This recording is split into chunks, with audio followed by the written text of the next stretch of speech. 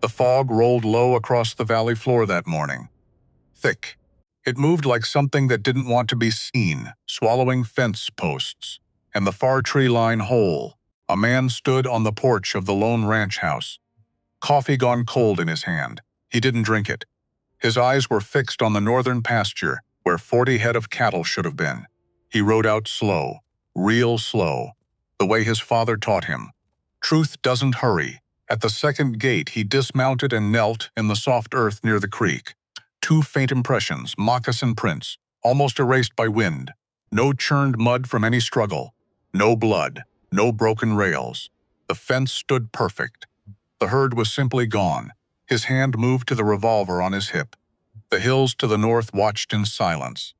A gust of wind tore through the fog. Somewhere far off, a coyote called, or something else answered. He rose, jaw tight, and swung back into the saddle. The ridge lay ahead. Whatever waited beyond it had already begun to pull him in. The fog came in low that morning, thick, rolling off the Red Fork River like something that didn't want to be seen.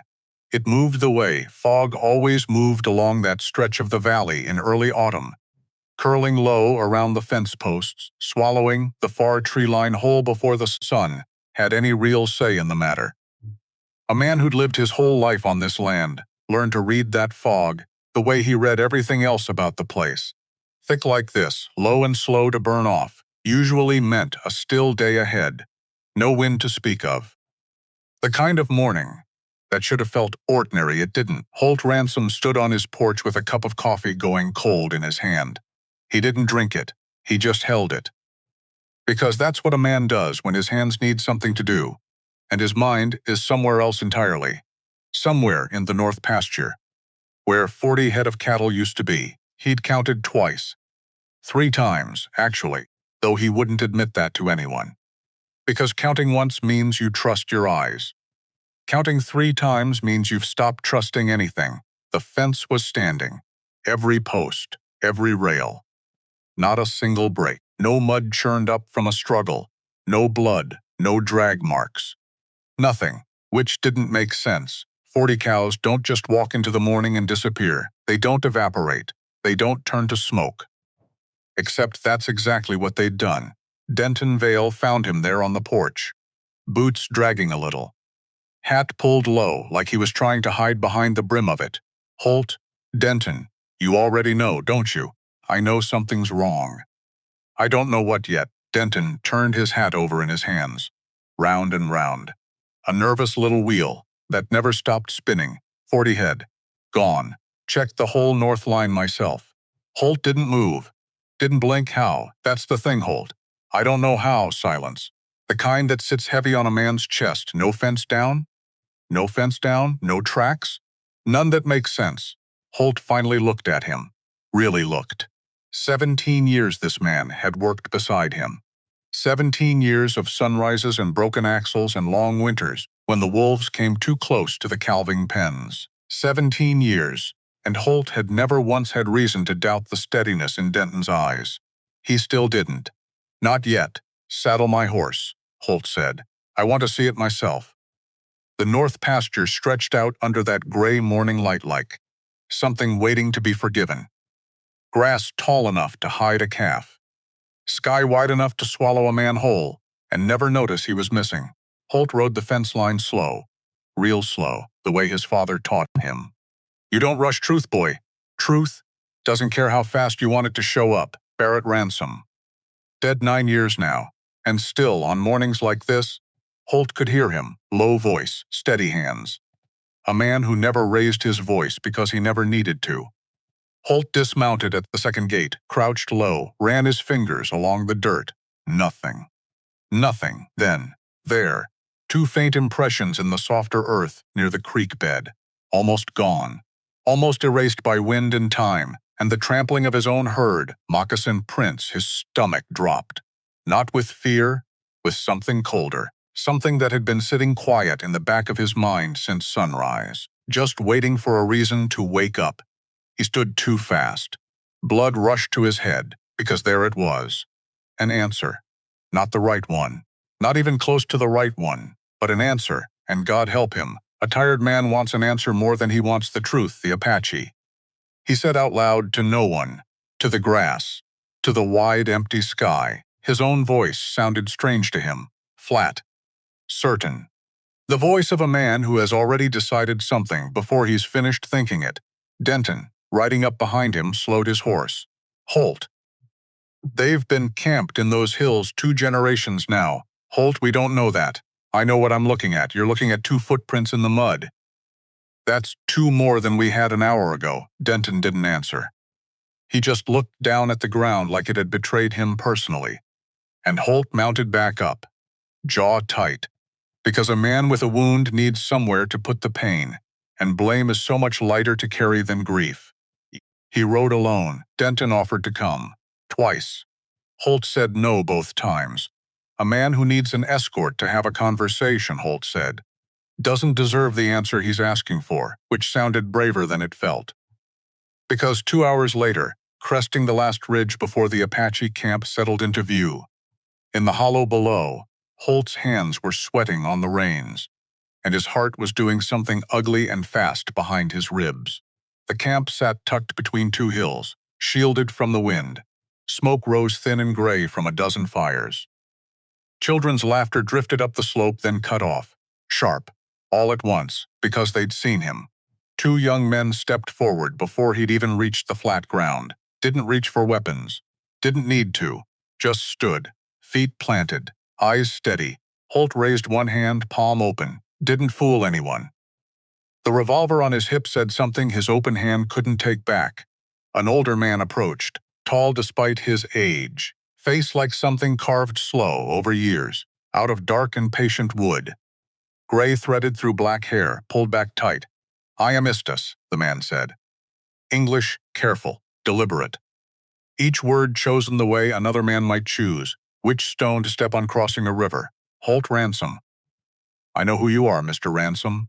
Your fences, your cattle, your father's land before that. Then you know why I'm here. I know why you think you're here." Holt felt his jaw tighten. 40 head of cattle. Gone. No broken fence. No blood. Just gone. And you rode 2 hours to tell me this. I rode 2 hours to ask you about it. Istus's face didn't move. Not a flicker. Your cattle are not here. I haven't looked yet. You don't need to look. I'm telling you, with respect. I need to see for myself. A long pause. Long enough that Holt felt the sweat gather at the back of his neck. Then Istus stepped aside. "Look then." He walked the camp for nearly an hour. Every tent, every fire pit, every pen where they kept their own small herd of horses. The camp itself was nothing like what Holt had expected, though he couldn't have said, if pressed, exactly what he had expected instead. Tents arranged with a careful, deliberate order, hide stretched taut and clean over frames that had clearly been maintained with real pride. Children's toys, carved from wood, scattered near one fire where a group of small ones sat listening to an older woman tell some story in a language Holt didn't understand, though the rhythm of it, rising and falling, held the same shape as any story worth telling in any language. The smell of roasting meat drifted from somewhere near the center of camp, mixed with wood smoke and the particular green scent of drying herbs hung in bundles from several of the tent poles. Nothing. Nothing that shouldn't be there. Nothing that shouldn't belong. Children stopped their games to watch him pass. Women continued their work like he wasn't there at all, which somehow felt worse than if they'd stared. Men followed him with their eyes without moving a single muscle, and Holt understood, walking through that camp, that he was the one being measured here. Not them. And then he saw her, sitting outside a tent near the eastern edge, a bone needle moving through hide with a rhythm so steady it looked like breathing. Black hair falling straight down her back to her waist, skin warm as the red earth beneath her, and when she lifted her eyes to meet his, they didn't look away, didn't flinch, didn't drop. Didn't do any of the things Holt half expected, half hoped for, because a flinch would have made this simple. A flinch would have confirmed something. Guilt, maybe. Fear. Instead, calm. Complete and total calm. like she'd been waiting her whole life for a man to walk into her camp with suspicion sitting heavy on his shoulders. And she already knew exactly how this would end. Holt's hat came off before he'd decided to take it off. "Miss." She didn't answer, just looked at him a moment longer. Long enough that something in his chest turned over, slow, like a stone shifting underwater. Then she went back to her sewing. Istus appeared at Holt's shoulder, and something in the old man's voice had gone sharp. "My daughter, Aiyana." Not an introduction, a warning. Holt rode home with nothing. No cattle, no confession, no answer that made a single lick of sense. But he rode home with her eyes, which made no sense either, because he'd come for cattle, and he was leaving with the memory of a woman's face, and somewhere between the ridge and his own front gate. He tried to shake it loose and couldn't. Denton was waiting on the porch when he rode in. Stood up too fast when he saw Holt's face. "Well? Nothing there, you believe them?" Holt swung down off his horse, slow.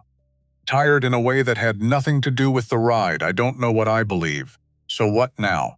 Now we watch the herd. Every night, 2 men on the north line. And if it happens again?" Holt didn't answer that, because some part of him, some quiet, cowardly part he wasn't proud of, already knew it would happen again. 8 days. 8 days of watching. Of men posted on the fence line through the cold hours before dawn, rifles across their knees, eyes burning from lack of sleep. 8 days of Holt walking that pasture himself, twice a day, looking for anything, anything at all. 8 days of nothing. Then on the 9th morning, Denton came to the house again, hat in his hands. That same nervous wheel turning and turning. 20 more. Holt closed his eyes. 20. Last night, north pasture again. Same as before, fence standing. No tracks worth following. 60 head now. 60 out of a herd of 430. And every dollar of it mattered, because Holt Ransome wasn't a rich man pretending at ranching. He was a man 3 generations deep in this dirt, and the bank in town didn't care about legacy when a note came due. He sat down on the porch step. Just sat. Because his legs had stopped wanting to hold him up. "Holt, I heard you. What do we do?" And here it was. The moment pride finally lost its grip and let something more honest through. "I go back. To the camp?" To the camp. This time the ride felt different. Slower. Heavier. Because the first visit had been armored in certainty, and certainty is easy to carry. This second visit carried something else. Something that tasted, if a feeling could have a taste, like the bitter edge of being wrong. Istus met him at the same spot, same steady face, but something in his eyes had shifted. Not warmth, exactly, something closer to respect. The particular respect a man reserves for someone who has the spine to come back after being wrong. "You've returned. I need a better answer than the one I had." "The answer you had was never mine to give. It was always yours." Holt had no reply for that. None. He stood there, hat in hand, feeling something crack open in his chest that he didn't have a name for yet. That's when he saw her again. Aiyana crossed the camp carrying a clay bowl of water. No one had asked her to bring it. That much was clear from the way she moved, unhurried, deliberate. A gesture born entirely of her own choosing. She set it down in front of him, stood there, waiting. "Thank you," he murmured. "You lost more cattle. Not a question. How did you know that?" "Because if you hadn't, you wouldn't have come back with that look on your face." He studied her a moment. Too long a moment for it to pass as simple curiosity, and some quiet part of him noticed that and filed it away to worry about later. "You speak English very well. My mother was Sella. Daughter of a trader out of Santa Fe. She taught me as a child, a pause, the rest I taught myself. Reading, writing, and understanding how men like you think before you even open your mouth. That landed somewhere just beneath his ribs. And how do men like me think?" She lowered herself onto a low rock. Didn't break eye contact. They think every tragedy needs a guilty face attached to it. And the easiest face to point to is always the one that looks different from their own. That's a hard judgment. It's not a judgment, it's an observation. You rode here the first time with no proof at all. Convinced we were responsible. I've seen that look before. More times than I care to count, and if I'm right, then prove it. She rose, unhurried, brushing dust from her skirts. But if you want to know what I think the real problem is standing inside your own ranch. And you haven't wanted to look at it yet. Holt went very still, like the ground itself had reached up and locked his boots in place. What do you mean by that? My people have watched this valley 2 generations. We see things that men who keep their heads down over their work never notice. She hesitated, weighing something. 3 weeks ago I saw horseshoe tracks following the river south. Not near your pastures, but herding a great deal of cattle. It was before dawn, when your watchmen sleep. Holt stared at her a long moment. Why are you telling me this? She turned her face toward the horizon before answering. Because my father has spent 20 years building peace between our people and the ranches of this valley. I won't let a thief destroy that by letting the blame fall on us. It was, quite possibly, the most honest thing anyone had said to Holt Ransome in 3 long years. He put his hat back on, this time with full awareness of the gesture. Would you show me where you saw the tracks? A pause. Brief. Tomorrow at first light, by the willow that leans over the river. Come alone. He rode home with his mind working faster than it had in months. Not about cattle anymore. About people who had access to the north pasture, who knew the watch schedule, who could move 40, maybe 60 head of cattle, and find a buyer without raising a single eyebrow in town. And underneath all of it, a colder thought kept surfacing. No matter how many times he pushed it back down.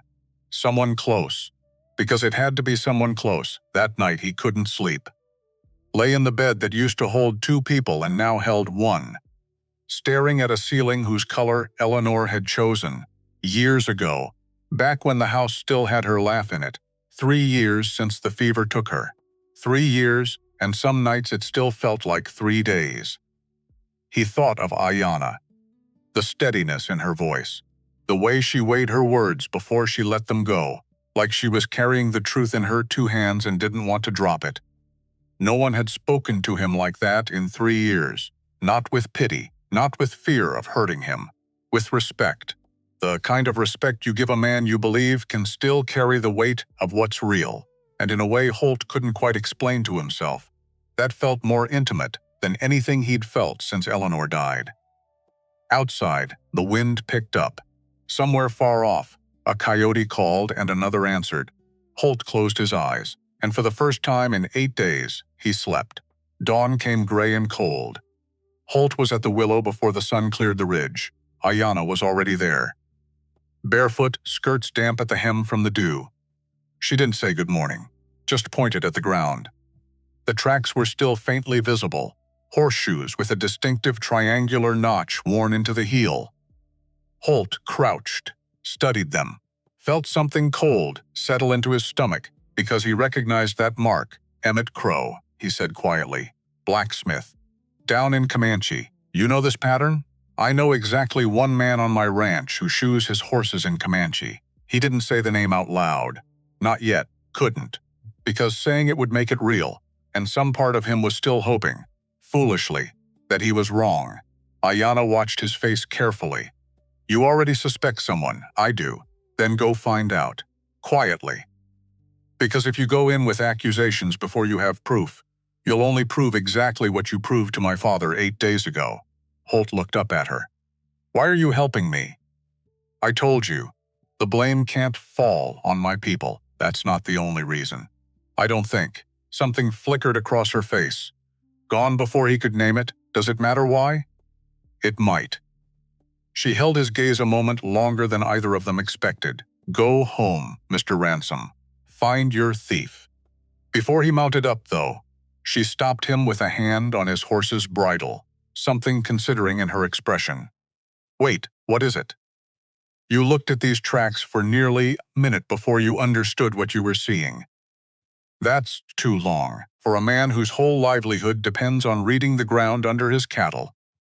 Holt felt something prickle, defensive. I know how to read tracks. You know how to read cattle tracks. This is different. She crouched back down, beside the faint impressions, gesturing for him to join her. Look here. Not just the shape of the print, the depth, the spacing. He crouched beside her, close enough to catch the scent of wood smoke and dried sage that seemed to follow her everywhere. The depth tells you weight, she continued. This horse was carrying a heavy load, heavier than a man alone would account for. See how it sinks deeper here, at the edge of the soft ground, than it does further back where the earth's harder? Holt studied the marks, seeing for the first time details he'd walked past 100 times without truly noticing, and the spacing tells you the gait. Wide, even spacing means an easy walk, unhurried. This horse wasn't running, wasn't spooked. A man moving cattle he didn't want anyone to notice, moves slow, careful, keeps the animals calm so they don't bawl and give him away. You learned all this from your father? Some. Some from watching this valley long enough that the ground started telling me things without my having to ask. She rose, brushing dust from her knees. You could learn it too if you wanted. It's not so different from reading a man's face. Most people just never bother looking close enough to notice the details that matter. Holt looked up at her, something warm moving through his chest that had nothing to do with the morning sun. Would you teach me? Properly, I mean. Not just the tracks that matter today.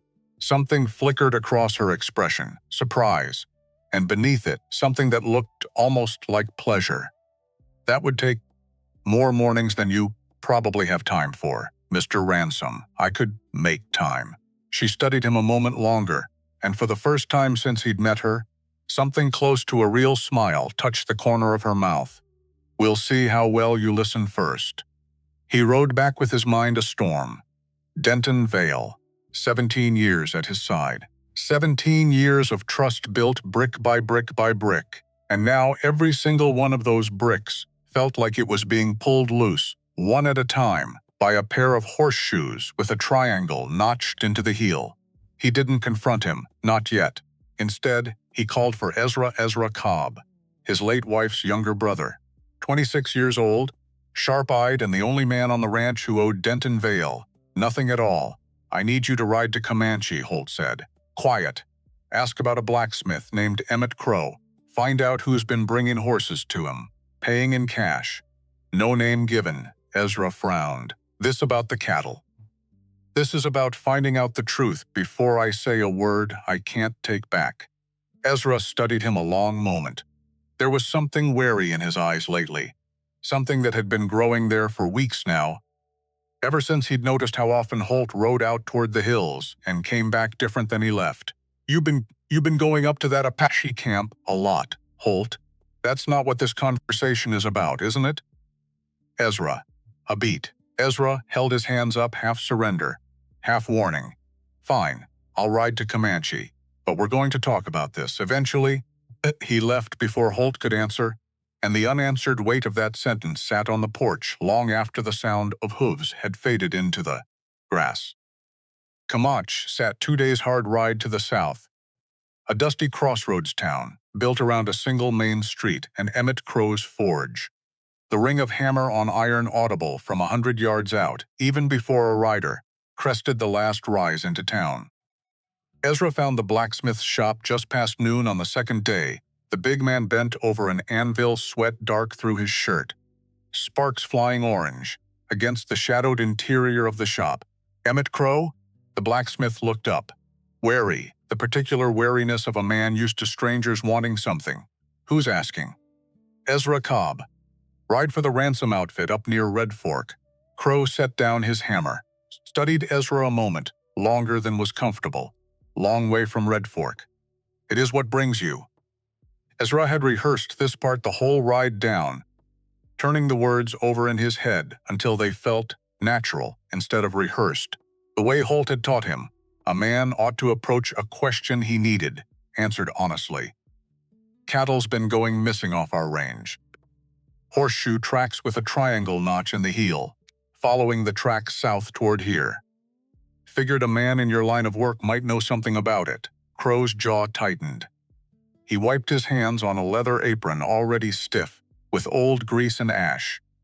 buying himself a moment before answering. I shoe a lot of horses, son. I'm not asking you to name a man if that troubles your conscience. I'm asking about the mark. The notch, a long silence. Somewhere behind the shop, a horse stamped in blue, restless in the afternoon heat. There's a man's been coming through here about once a month, past half a year, Crow said finally, pays cash, never gives his name. Always comes near dusk like he doesn't much want to be seen coming or going. Description? Crow considered a moment, the particular caution of a man weighing what he owed a stranger against what he owed his own peace of mind. Older fellow. 50, maybe. Gray hat, gone thin at the brim. Scar over one eyebrow, the right, if I recall it rightly. Rides a dark bay gelding. White blaze down the nose, plain as anything. Ezra's stomach turned over, slow and cold, because every detail landed exactly where he'd feared it would land, and there was no longer any comfortable distance between suspicion and certainty. You keep records? Dates at least? Crow nodded toward a battered ledger sitting on a shelf above the forge. Pages soft and curling from years of heat and handling. Keep every job. Have to for the tax man. He pulled it down, flipped through with thick, careful fingers. 6 times, this last month alone. First job back in the spring. Ezra copied the dates into a small notebook Holt had given him before he left, hand steady despite the sick feeling, settling low in his gut. Because somewhere underneath the investigator's careful distance, Ezra understood he was writing, laying down the end of something. 17 years of a man's employment. Maybe 17 years of a friendship Holt had never called by that name but had lived like one all the same. Obliged to you, Ezra said. Closing the notebook, Crow studied him a moment longer. Whatever this is, the blacksmith said, hope you find your answer clean. Man doesn't sleep easy, carrying half a truth around in his pocket. Ezra rode north the next morning before the sun had fully cleared the horizon. 2 days of hard riding ahead of him and a notebook full of dates that would, he already understood, change everything for the man he rode home to. 3 days. 3 days of Holt, doing something he'd never done in his life. Pretending he didn't suspect a thing.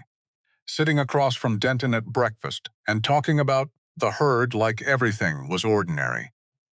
Asking for the watch reports and nodding along at the answers, like they meant nothing at all. Even laughing, once, at supper, when Denton told an old joke everyone at the table had heard a dozen times before. But underneath, something was working.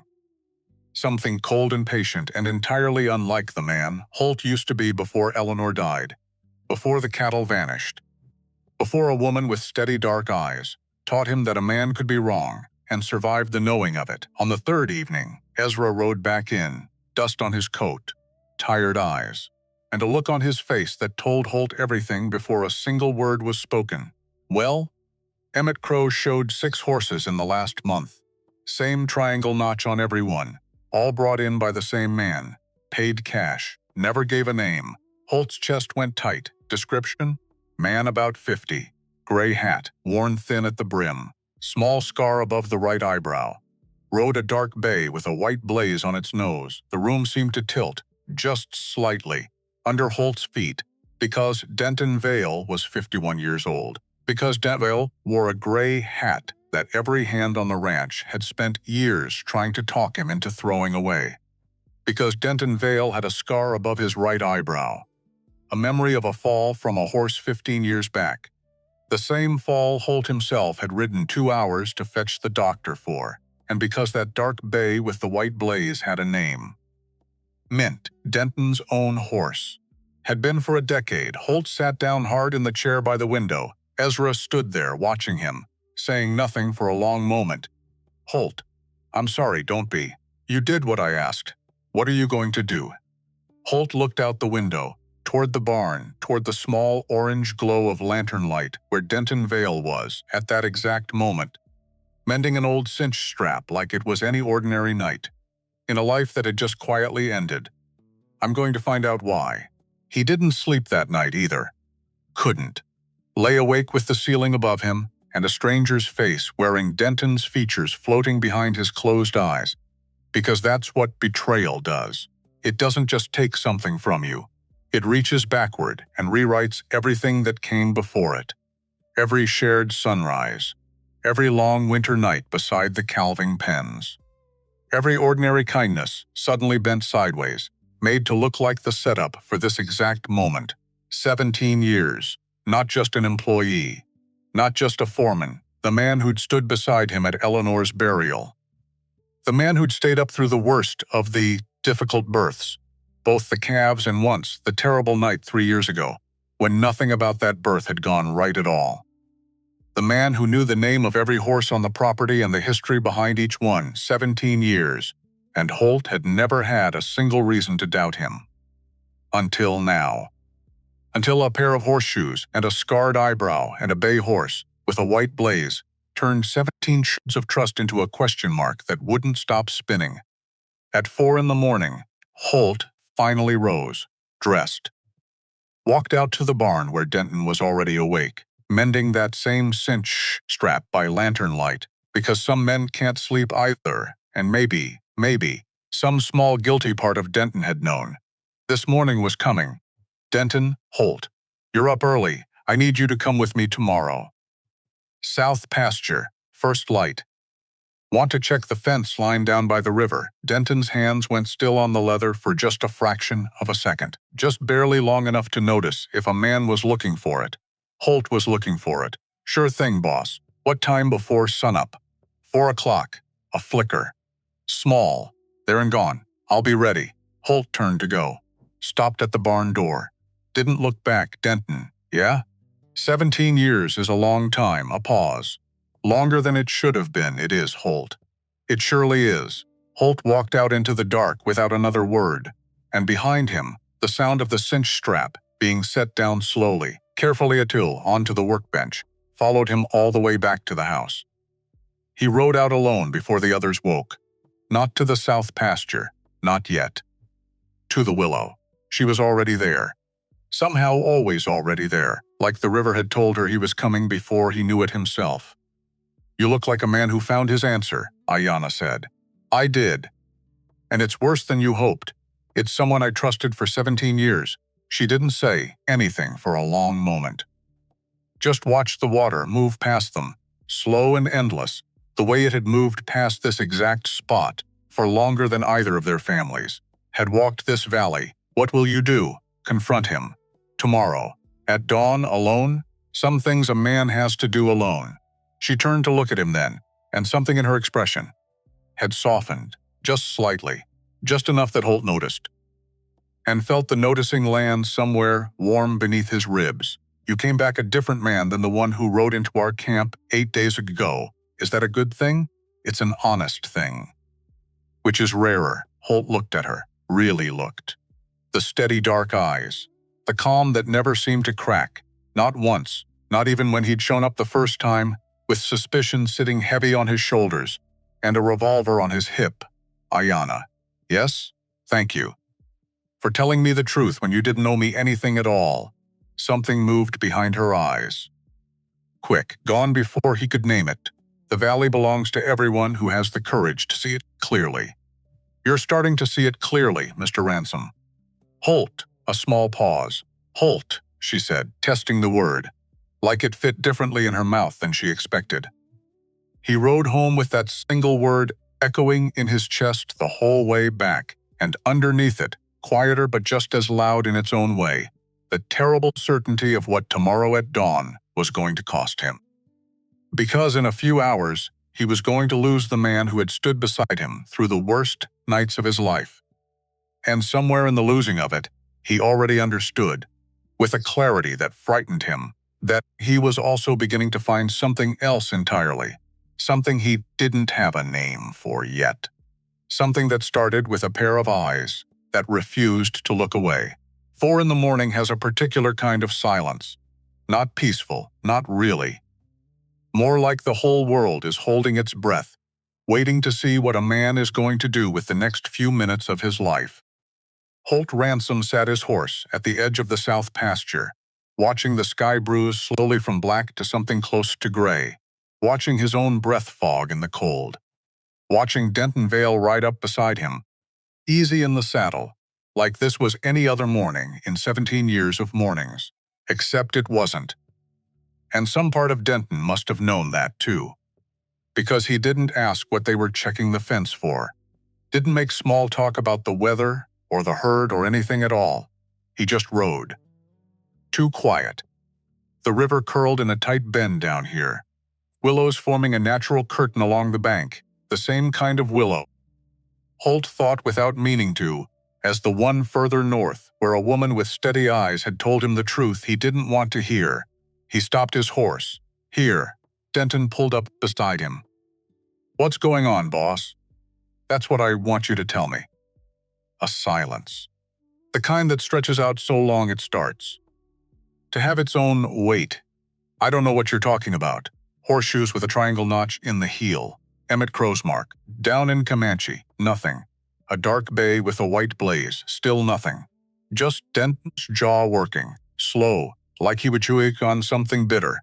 The scar over your right eyebrow. Same fall I rode 2 hours to fetch the doctor for. 15 years ago. Holt turned his head. Looked at him straight on. "Talk to me, Denton." The silence broke. All at once. Like a dam, finally giving way after holding back too much water for too long. "I needed the money, Holt. Not an excuse. A fact.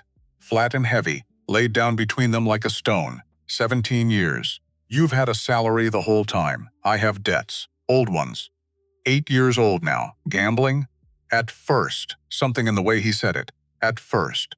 2 words that opened a door Holt hadn't expected. "What do you mean?" "At first?"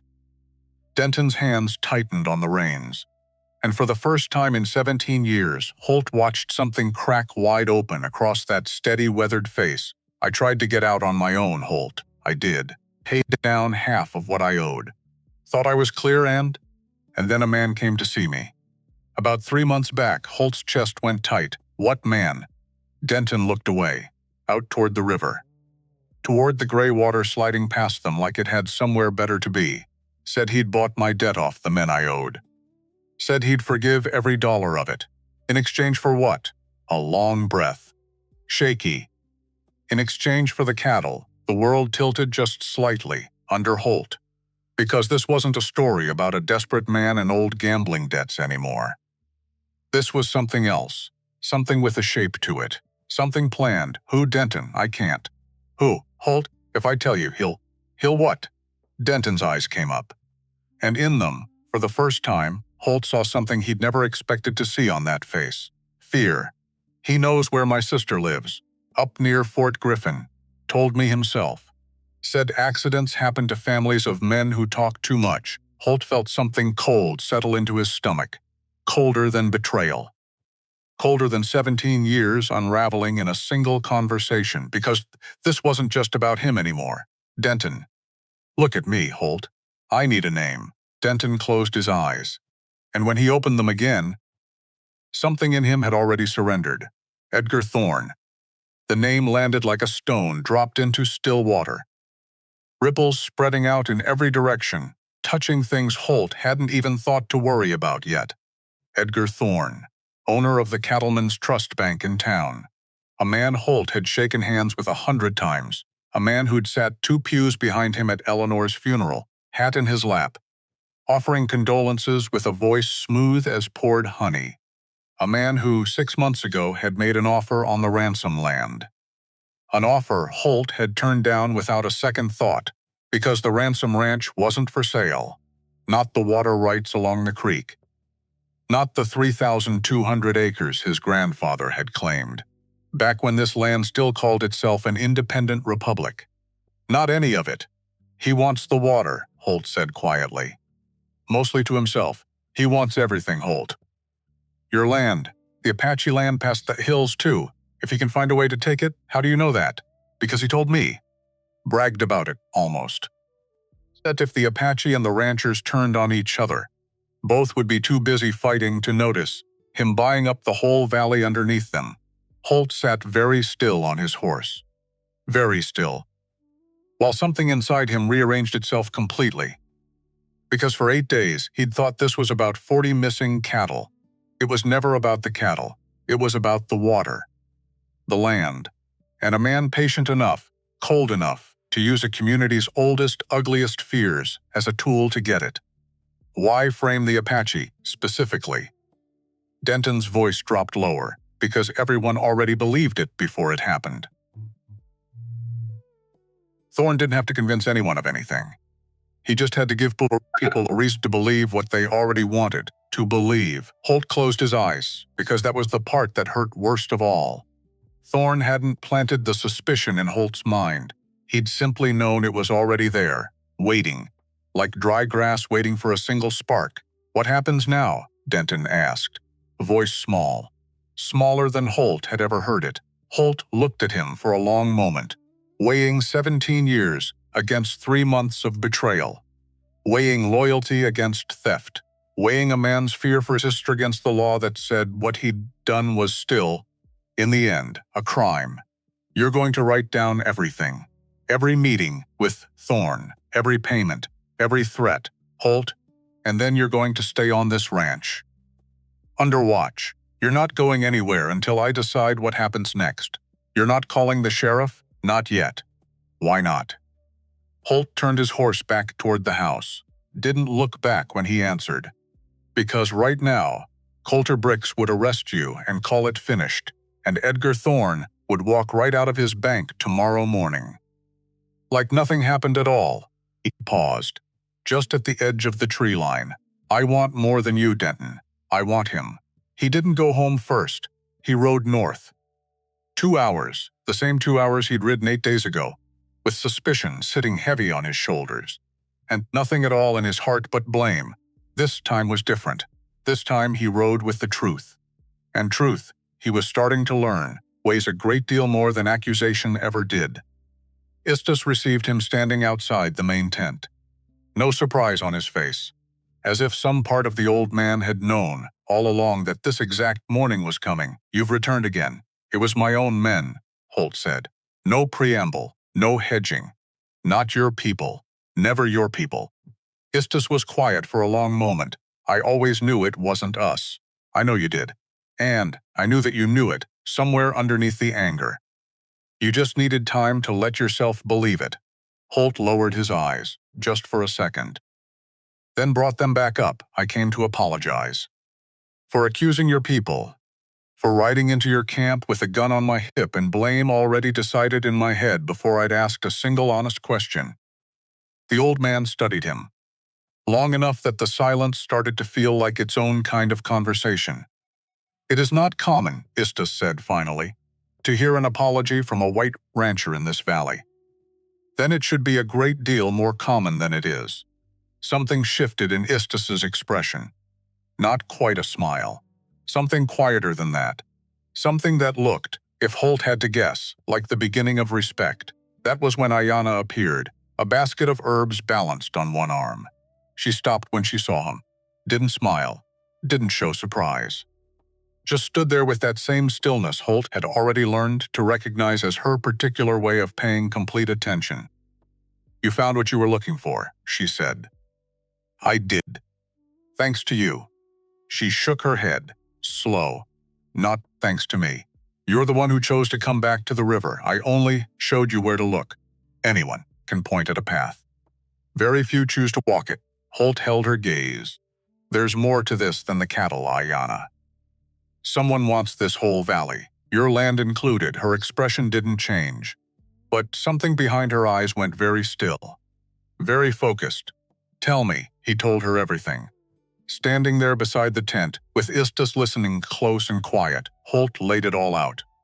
Edgar Thorne, the bank, the offer he'd turned down 6 months back, Denton's debts, and the threat against his sister, and the cold, patient plan to turn 2 communities against each other, so a third man could walk away with everything underneath them. When he finished, the silence that followed had a different texture than any silence that had come before it. "This man," Istus said slowly, "has been planning this a long time." "I believe so. And he used what already lived in your heart to do it." Holt didn't flinch from that. Made himself hold still and take it. "Yes, that is the most dangerous kind of enemy, Mr. Ransome. Not the one who lies to you. The one who simply waits for you to lie to yourself." He stayed longer than he meant to that day, longer than any visit before it. The sun climbed high and hot, and still Holt sat outside that tent, talking with Eastus about the river, about the drought 2 years back that had dropped the water level so low the old paths had changed entirely, about the way the ranch's expanded fences along the north pasture had cut off a route the Apache had used for generations. Aiyana moved in and out of the conversation, translating certain phrases for her father when the English wasn't quite enough, offering her own thoughts when she had them, and somewhere in the middle of that long, unhurried afternoon, Holt realized something had changed. He wasn't there because of cattle anymore. He was there because he wanted to be. The visits became a pattern after that, not every day, but often enough that Denton, still confined to the ranch under a watch that had grown quietly, uneasily comfortable, started keeping track without meaning to. Often enough that Ezra Cobb noticed too. It happened on a Tuesday evening. Ezra found Holt in the barn, brushing down his horse after another ride north, and something in the set of his jaw told Holt exactly what was coming before a single word left his mouth. "You went up there again." "I did. That's the 4th time this month. I've been keeping the count, too, apparently." "Since you have." Ezra crossed his arms. "Eleanor's been gone 3 years, Holt. I know how long she's been gone." "Then you know what people in town are starting to say." Holt set the brush down, slow, deliberate, buying himself half a second to keep his voice level. "What are they saying?" "That you're spending more time up in those hills than you are on your own land. That there's a woman up there.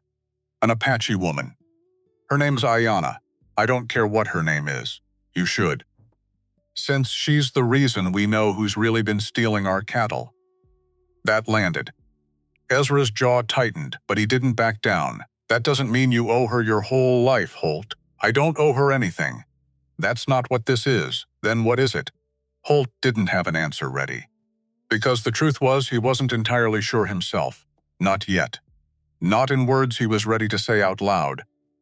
Especially not to his late wife's brother standing in a barn, with his arms crossed and grief still sitting fresh enough behind his eyes to make every word a little bit dangerous.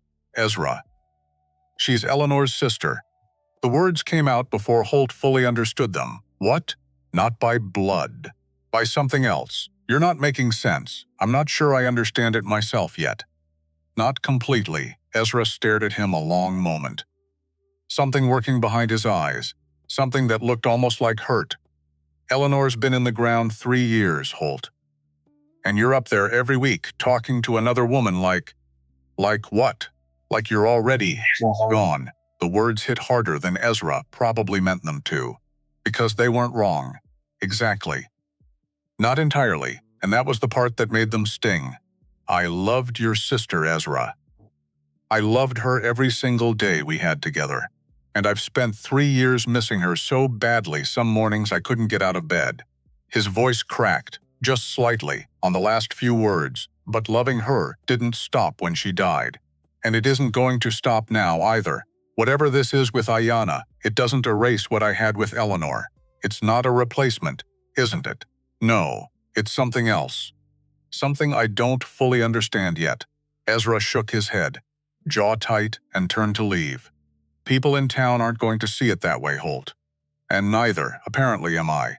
He walked out into the dusk, and Holt stood alone in the barn, a long while after, the brush still sitting where he'd left it, his horse shifting restlessly in the stall like even the animal could feel the weight hanging in the air.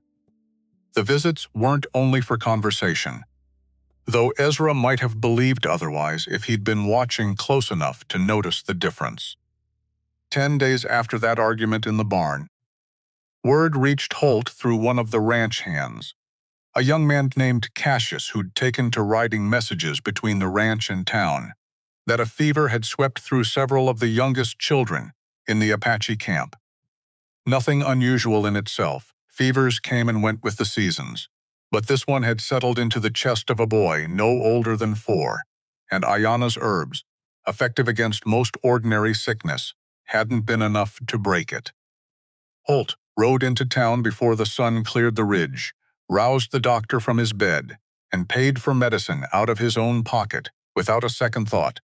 The same medicine that would have cost a full week's wages for most ranch hands in the valley. He rode north with the small paper packet tucked carefully inside his coat, faster than he'd ridden in weeks, and found the camp subdued in a way he'd never seen it before. Voices hushed, the usual rhythm of daily work slowed to something careful and worried. Aiyana met him at the edge of the camp.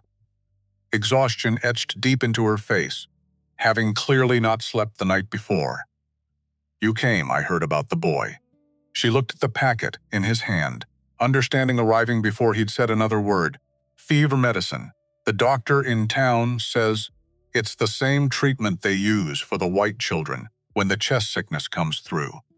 Never occurred to anyone, apparently, that it might help here too." Something moved across her face, complicated, grateful, and pained at once. "You didn't have to do this." "I know I didn't." "Then why?" Holt considered the question a moment, turning it over the way he'd learned to turn over questions since he'd started paying real attention to the weight behind Aiyana's words. "Because a sick child doesn't care what tollset of offense he was born on.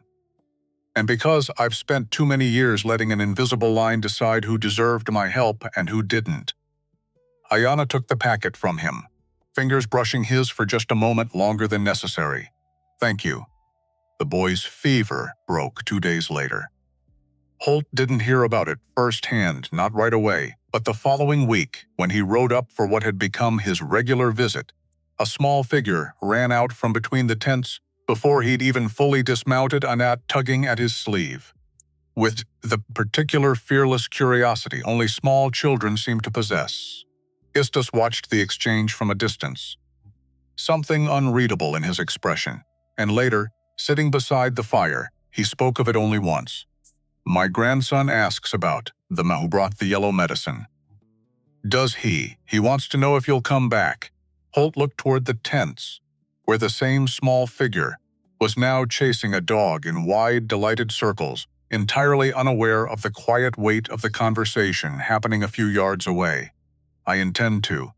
Istus nodded slowly, and something in the nod carried more meaning than the single-word answer.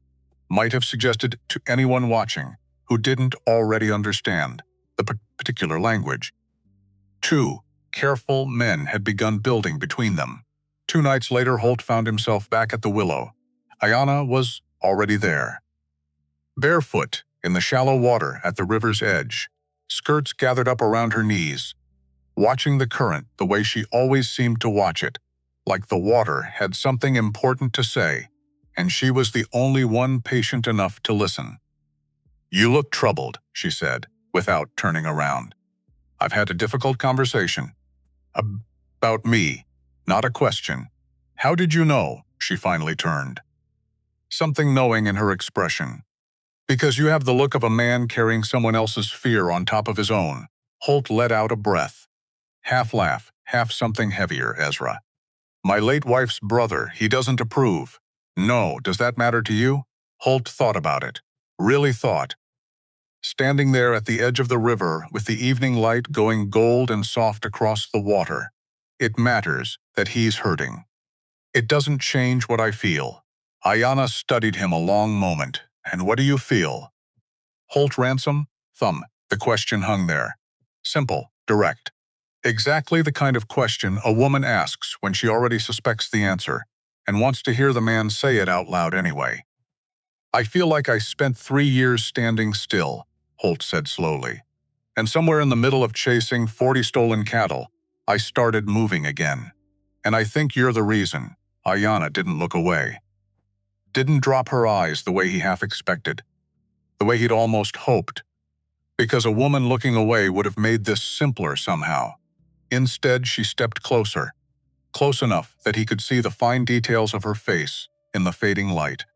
The steadiness in her eyes that had never once wavered, not from the first day he rode into her father's camp with suspicion on his hip. "I feel it too," she said quietly, "and it frightens me more than I want to admit." "Why does it frighten you?" Because loving a man like you means choosing a life on the edge of two worlds that don't want to overlap.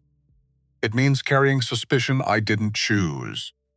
Judgment that has nothing to do with who I actually am." She paused, weighing her next words the way she weighed everything. "And because I've watched my father spend 28 years building peace with careful, patient hands. I won't be the reason that peace comes apart. It won't come apart. Not because of this." "You don't know that," Holt admitted. "I don't. But I know I'm done letting fear decide things for me. I did that for 3 years after Eleanor died. I'm not doing it again." The silence between them stretched out, warm despite the cooling evening air, and for a long moment, neither of them said anything at all. They simply stood there, close enough to feel the other's presence like heat radiating off sun-warmed stone, and something passed between them that didn't need words to be understood. The days that followed carried a different rhythm.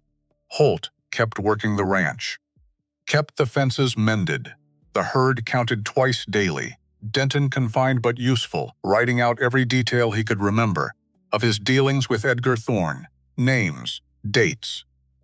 The location of a corral some 20 miles south, where the stolen cattle had been driven and sold to a trader named Mercer Bale. A man who asked no questions as long as the price was fair and the cash came quick. But underneath the ordinary work of running a ranch, something else was growing. Quiet, steady, the kind of thing that doesn't announce itself with fireworks, but simply takes root day by day, until a man wakes up one morning and realizes the shape of his whole life has shifted without him quite noticing when. He rode to the Willow more often than he probably should have, some days for information. Aiyana had eyes and ears throughout the valley that Holt simply didn't. Relationships built over 2 generations of careful watching, and piece by piece, she helped him build a fuller picture of exactly how deep Edgar Thorne's reach extended. Other days, he rode there for no reason at all. Just to sit, just to listen to her talk about the valley. About her grandmother Anika, who had lived here before the ranches came. About the particular smell of the grass when the wind blew in from the east. "You told me once you noticed that smell," she said one evening, sitting beside him on a fallen log near the water. "Every time the wind comes from the east, I do. My father taught me that." Said a rancher who doesn't know the smell of his own land doesn't deserve to keep it. "Your father was wiser than most men in some things." "In some things," Holt agreed. "In others, he left gaps. I spent half my life trying to fill in the wrong ways." Aiyana was quiet a moment. "What kind of gaps?" "He never told me he was proud of me. Not once. Not out loud. I spent years thinking maybe he wasn't. Was he?" Holt looked out at the darkening water. "I found a letter after he died. Written to my mother. Years before I was born. Talked about the son he hoped to have one day. Everything he wanted that boy to become." He paused. "Throat tight. Everything in that letter I already was. He just never told me." Aiyana reached over, placed her hand over his, warm and steady. "Then let that be a lesson you carry forward. Not a wound you keep reopening." Holt turned his hand over beneath hers, laced his fingers through. "I'm trying." Word of Holt's visits to the Apache camp had inevitably made its way through the valley.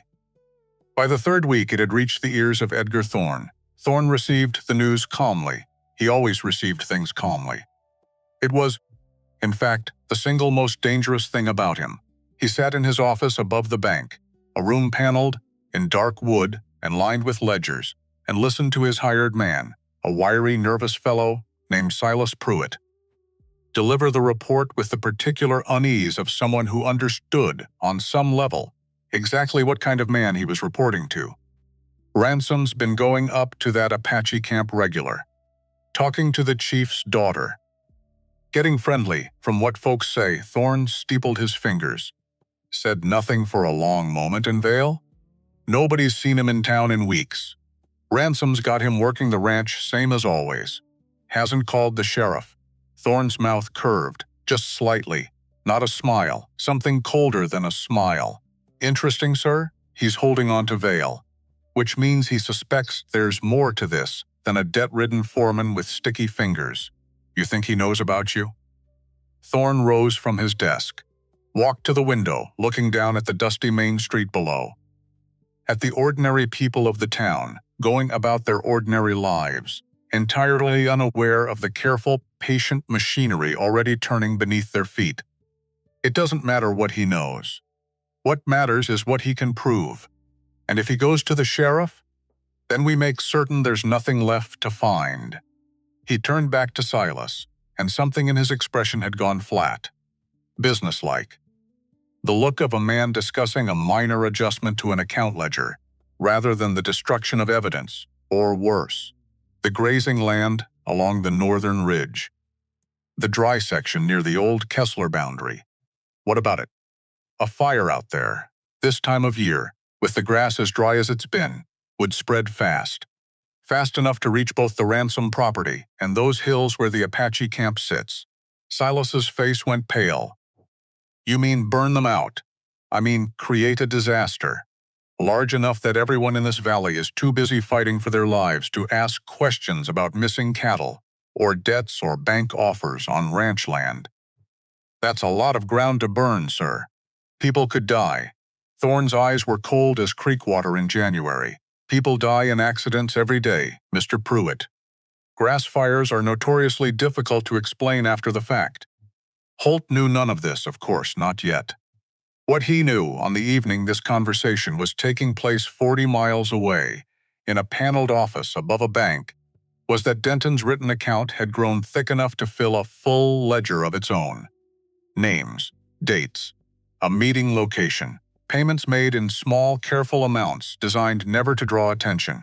Enough, Holt believed, to finally take to Sheriff Coulter Bricks enough, he hoped, to bring the whole rotten structure down at once. He rode into town on a Thursday morning with the ledger tucked inside his coat, and Aiyana's words from 3 nights earlier still sitting warm in his chest. "I feel it too. And it frightens me more than I want to admit." He hadn't answered her fear with certainty, because certainty would have been a lie. But he'd answered it with something else. Something that felt to him a great deal more honest. "I'm done letting fear decide things for me." Sheriff Coulter Bricks read through Denton's account twice. Slow. Careful. A man in his 60s who'd seen enough of this valley's history to know that some accusations mattered a great deal more than others. "This is serious business, Holt. I know it is. Edgar Thorne's got friends. Powerful ones. Judge Aldrin Cross. For one, this isn't going to be simple. I don't need it simple. I need it true."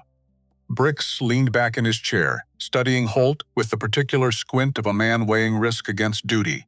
"If I move on this and it doesn't stick, Thorne will have both our heads, yours especially.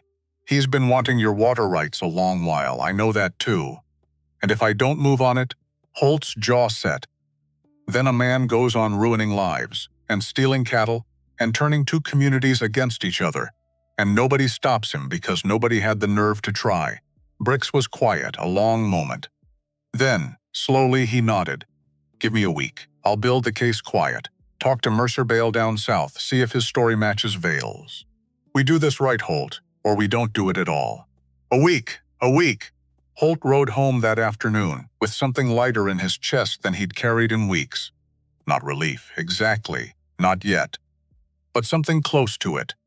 The particular feeling of a man who has finally, after a long stretch of walking blind, found solid ground beneath his boots.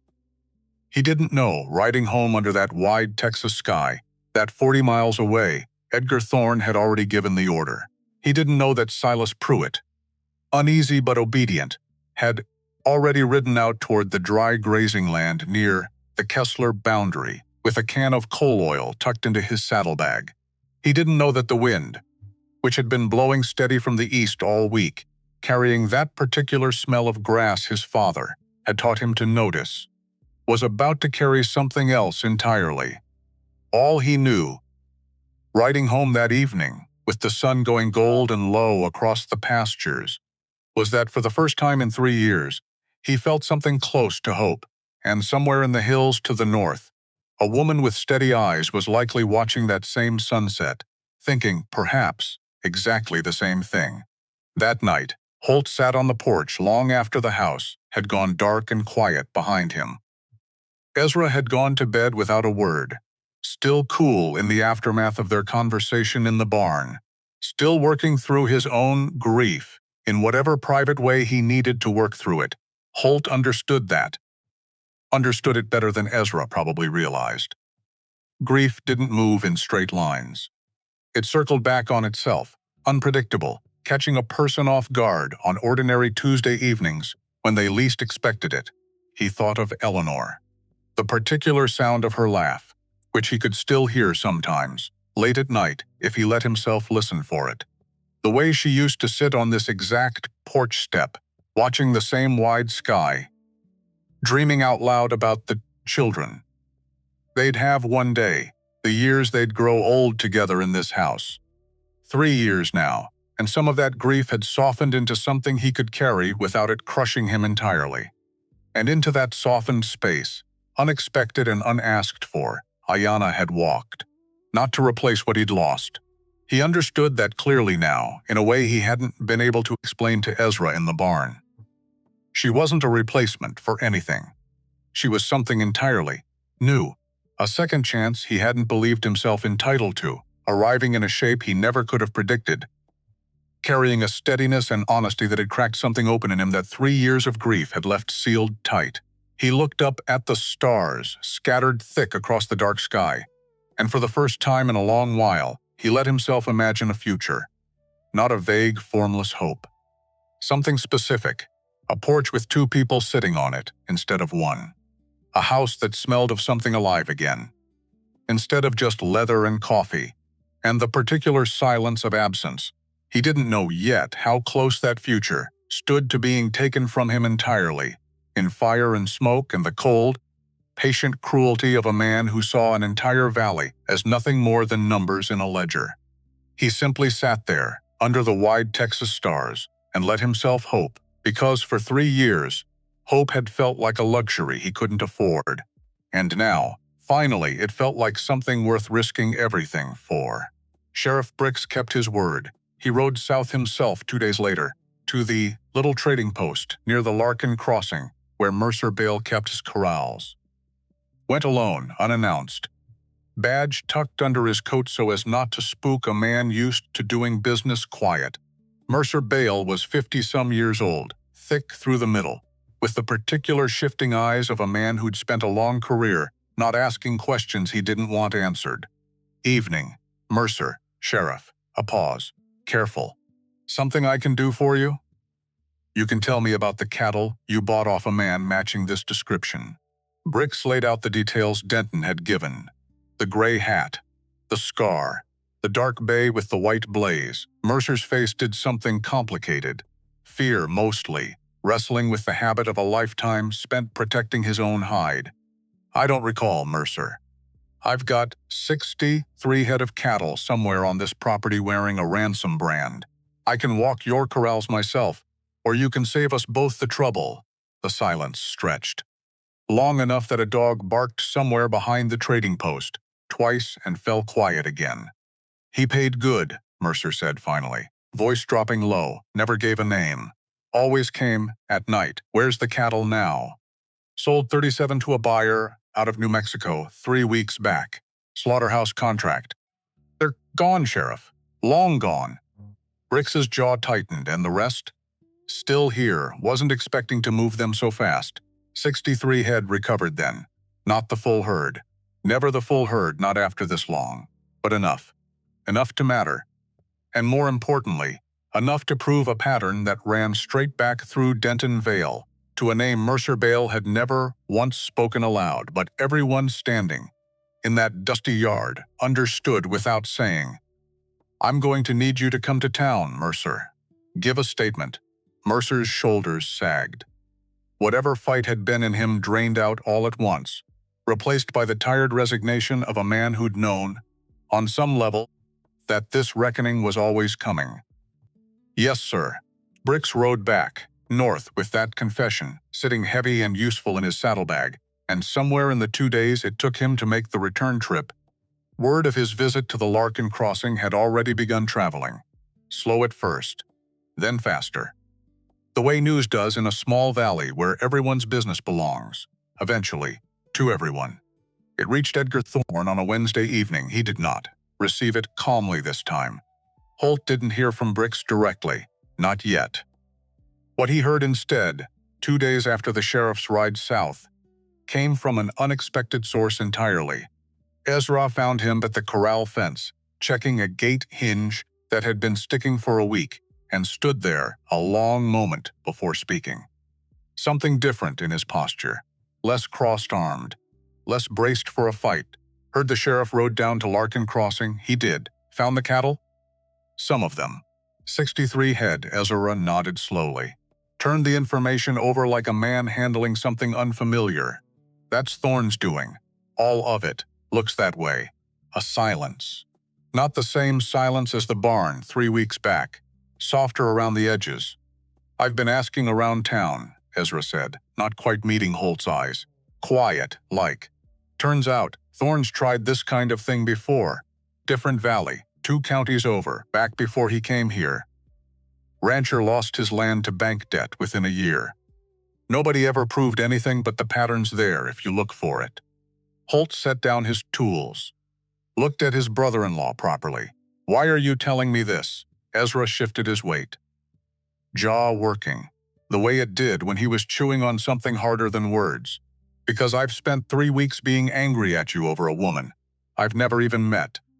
And the whole time, the actual danger to this family was sitting in a bank office in town, wearing a clean collar and shaking everybody's hand at church. He looked up finally. I was wrong to make this about Eleanor, Holt. It was never really about her. It was about me not being ready to watch you build something new. Holt felt something loosen in his chest. Something that had been tight for 3 weeks without him fully realizing how tight. Ezra, let me finish. Because I don't say this kind of thing easy. He took a breath. Eleanor loved you enough to want you happy even after she was gone. I know that. I've always known that. I just wasn't ready to be the one who watched it happen. Are you ready now? Ezra managed something close to a smile. Small, crooked, genuine. I'm working on it. Give a man some time. Take all the time you need. The weeks that followed brought Ezra and Holt together in ways neither of them had expected. A cracked axle on the hay wagon kept them, working side by side through a long Saturday afternoon, hands black with grease, and somewhere in the easy silence of shared work, Ezra brought up Eleanor. Without Holt having to ask. She used to say you were the most stubborn man in the county, Ezra said, wrench slipping against a rusted bolt. Said it fondly, mind you. But stubborn, Holt huffed out something close to a laugh. She wasn't wrong. Said once that stubbornness would either be the making of you or the ruin of you, depending on what you decided to be stubborn about. Holt paused, wrench still in hand, considering that. What do you think she'd say now? Ezra was quiet a long moment, working the bolt loose at last. Setting it carefully aside, I think she'd say, you finally picked the right thing to be stubborn about. They worked the rest of the afternoon, in a silence that felt, for the first time in weeks, entirely comfortable. And when the wagon was finally repaired and the sun had gone low and gold over the pasture, Ezra spoke again, quieter this time. I'd like to meet her. Aiyana. Properly, I mean. Not just as the name people in town gossip about. Holt looked at him, something loosening in his chest that he hadn't realized was still tight. She'd like that. Sunday. Maybe. If she's willing, she was willing. Ezra rode up with Holt that Sunday. Quiet and a little stiff at first. The particular awkwardness of a man meeting someone he'd spent weeks forming opinions about from a distance. But Aiyana, direct as always, made the awkwardness short-lived. You're the brother who doesn't approve, she said, not unkindly. The moment introductions were finished, Ezra's ears went red.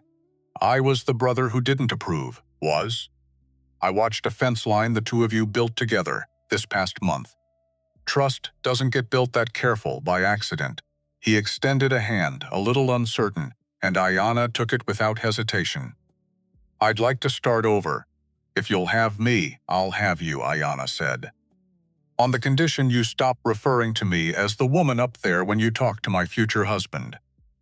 Ezra laughed, surprised and genuine, and something in that laugh told Holt, watching from a few feet away, that whatever remained of the old tension had finally truly broken. A few days after that Sunday visit, Sheriff Bricks rode out to the Ransom Ranch himself, dust thick on his coat, expression grim in a way that told Holt this wasn't a social call. Got bail's statement. Matches Vale's account close enough to hang together in court. Assuming Judge Outcross lets it get that far. You don't sound confident he will. Bricks dismount, slow, joints stiff from the long ride. Cross and Thorne have history. Business dealings, mostly. Land deals. I wouldn't trust that judge to rule against Thorne on a matter of the weather, let alone cattle theft and extortion. So what do? We build this case so thick with proof that even a friendly judge can't wave it away. Vale's ledger. Vale's statement.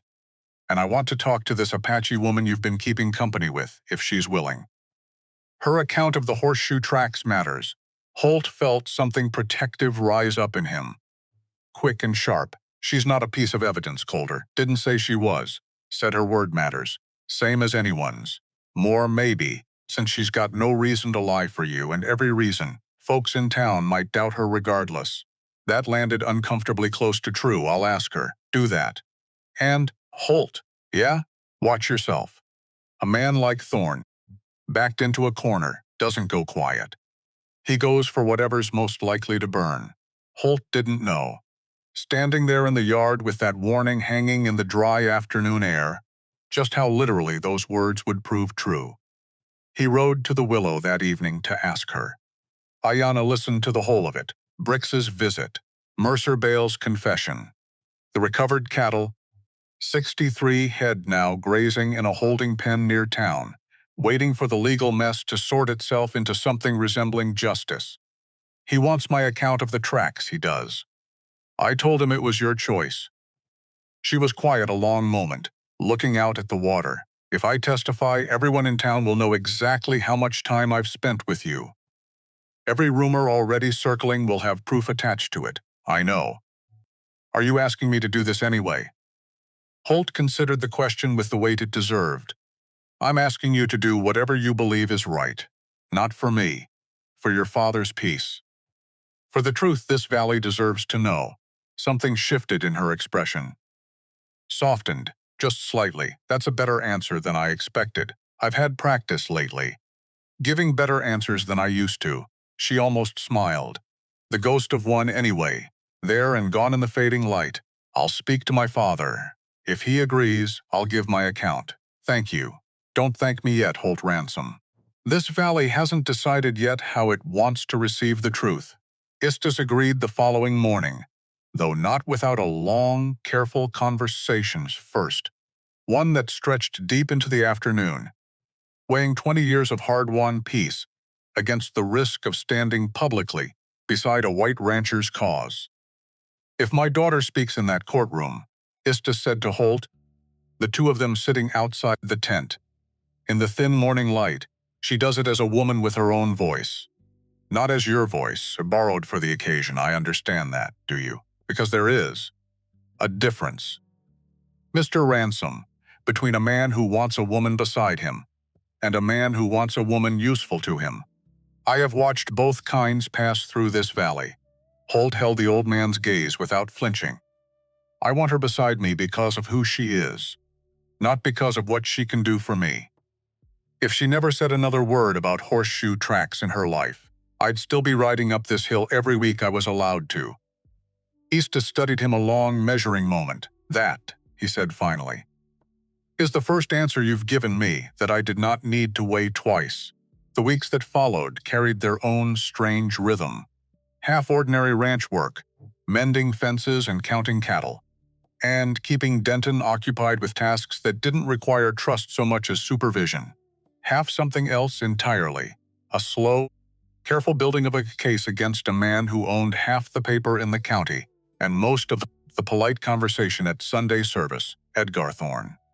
For his part, grew quieter in those weeks, not less dangerous.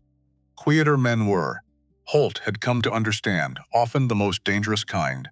He heard, secondhand, that Thorne had begun calling in old favors, that Judge Aldrin Cross had been seen twice at Thorne's home for private supper, that certain merchants in town who'd once extended Holt easy credit had, without explanation, begun asking for cash up front, small things. The kind of pressure that didn't announce itself as pressure until a man stepped back and noticed the shape of it all at once. Holt noticed. And somewhere in that noticing, the uneasy feeling that had been sitting low in his stomach for weeks began to sharpen into something closer to dread. He came face to face with Thorne himself on a Saturday, in front of the mercantile, both men reaching for the same hitching post at the same moment. Small towns did that, forced a reckoning sooner or later. Whether a man wanted it or not, Ransome, Thorne. Up close, the man was smaller than Holt remembered. Not in height, in something else. Some quality that had seemed larger from a distance, across a church pew or a bank counter, and shrank down to something merely mean, once a man stood close enough to look him in the eye. "Heard you've been busy," Thorne said. Voice smooth, unbothered. Sheriff riding all over the county. Statements being taken, word travels, it does. Especially in a valley this small. Thorne adjusted his hat. Unhurried. A man performing calm the way another man might perform a difficult piece on the piano. Every note controlled. Nothing left to chance. "You should be careful, Mr. Ransome. A rancher with debts of his own, chasing shadows instead of tending his herd. Bank notes don't forgive themselves while a man's off playing detective." The threat sat there, dressed up polite as Sunday clothes. "I don't have any notes outstanding with your bank, Thorne, not yet." A thin smile. "Droughts happen. Fires happen. A man never knows what a season might bring." Holt went very still. "Is that a threat?" "It's weather." "Mr. Ransome, I don't control the weather." "Nobody does." He tipped his hat unhurried and walked on down the boardwalk, like a man with nothing at all on his conscience, and Holt stood there at the hitching post a long moment, that phrase turning over and over in his mind. Droughts happen. Fires happen. He didn't understand yet, standing in the dust outside the mercantile, just how soon that casual cruelty would prove itself a promise rather than an idle threat. That evening he rode to the Willow, with Thorne's words still sitting cold in his chest. Aiyana read it on his face before he'd said a word. "Something happened. I saw Thorne in town. He as good as told me he means to burn me out, if it comes to that." Her expression didn't change exactly, but something behind her eyes sharpened, focused. The particular stillness of a woman calculating danger rather than simply feeling it. Men like that don't make idle threats, Holt. They make promises dressed up as weather. I know. Then we need to be ready.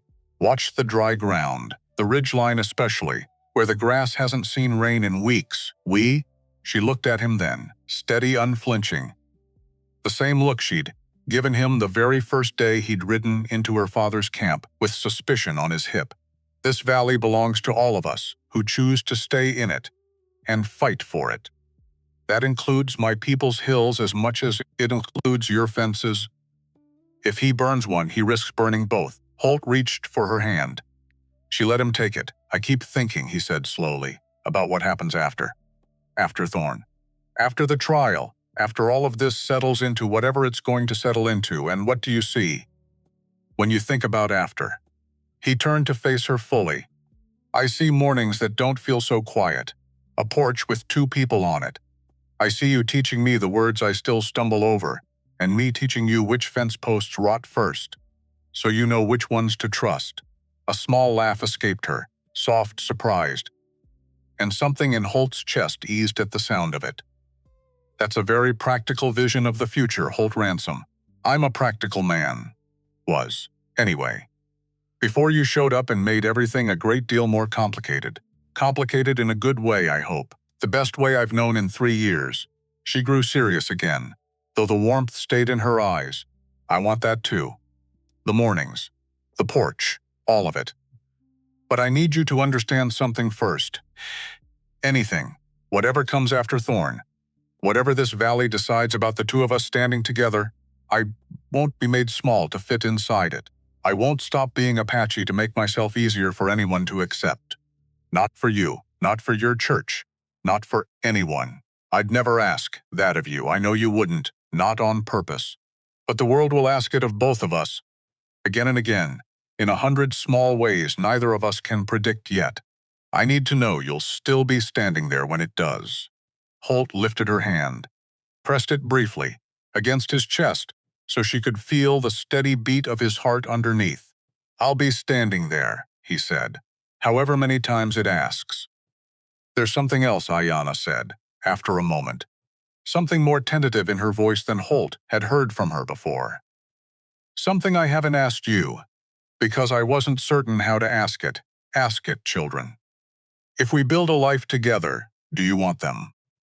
After what happened with Eleanor, after losing your son, I would understand if the thought carried more grief than hope for you. Holt was quiet a long moment, turning the question over with the care it deserved. I used to think I'd close that door for good, he said finally.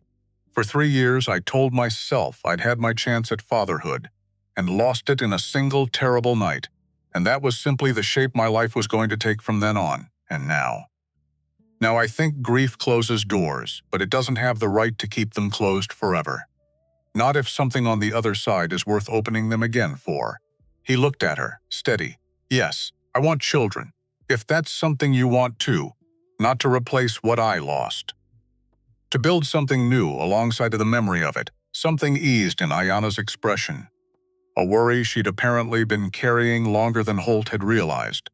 I want that too. Though I should tell you, any children we have will grow up knowing both sides of who they are, my language as much as yours. My people's stories as much as your father's lessons about reading the ground. I wouldn't want it any other way. Good, she said. Something warm and settled in the single word. Because I wasn't asking your permission. I was simply telling you how it would be. Holt laughed, the sound carrying out over the darkening water, and Aiyana laughed with him. And for a while the fear that had followed him from the hitching post outside the merchant felt, if not gone, at least smaller than the future they were building, despite it. The evening settled around them, gold fading into violet along the water, and for a long while neither of them spoke at all. They simply sat together at the edge of the river, hands joined, watching the current move steady toward wherever rivers go, carrying with it, perhaps, some of the fear that had followed Holt all the way from that hitching post outside the mercantile. It didn't carry all of it, though. Some of it stayed, waiting. Patient as dry grass in a hot wind. The following morning brought a wind. Holt didn't like the feel of hot, dry, blowing steady out of the northeast, carrying dust and the particular metallic tang that old ranchers learned to associate, deep in their bones, with danger. He stood on the porch at dawn, coffee once again going cold and untouched in his hand, watching the grass along the ridge line bend and ripple under that restless wind, and something uneasy settled low in his stomach. He didn't know why, not exactly. Just an instinct, old as the land itself, whispering that something was coming. He thought of riding north, thought of finding Aiyana, of sitting with her by the willow, and watching that same wind move across the water. Instead, Denton found him on the porch first. Ledger work finished, face pale. Holt, you'd better come see this. See what?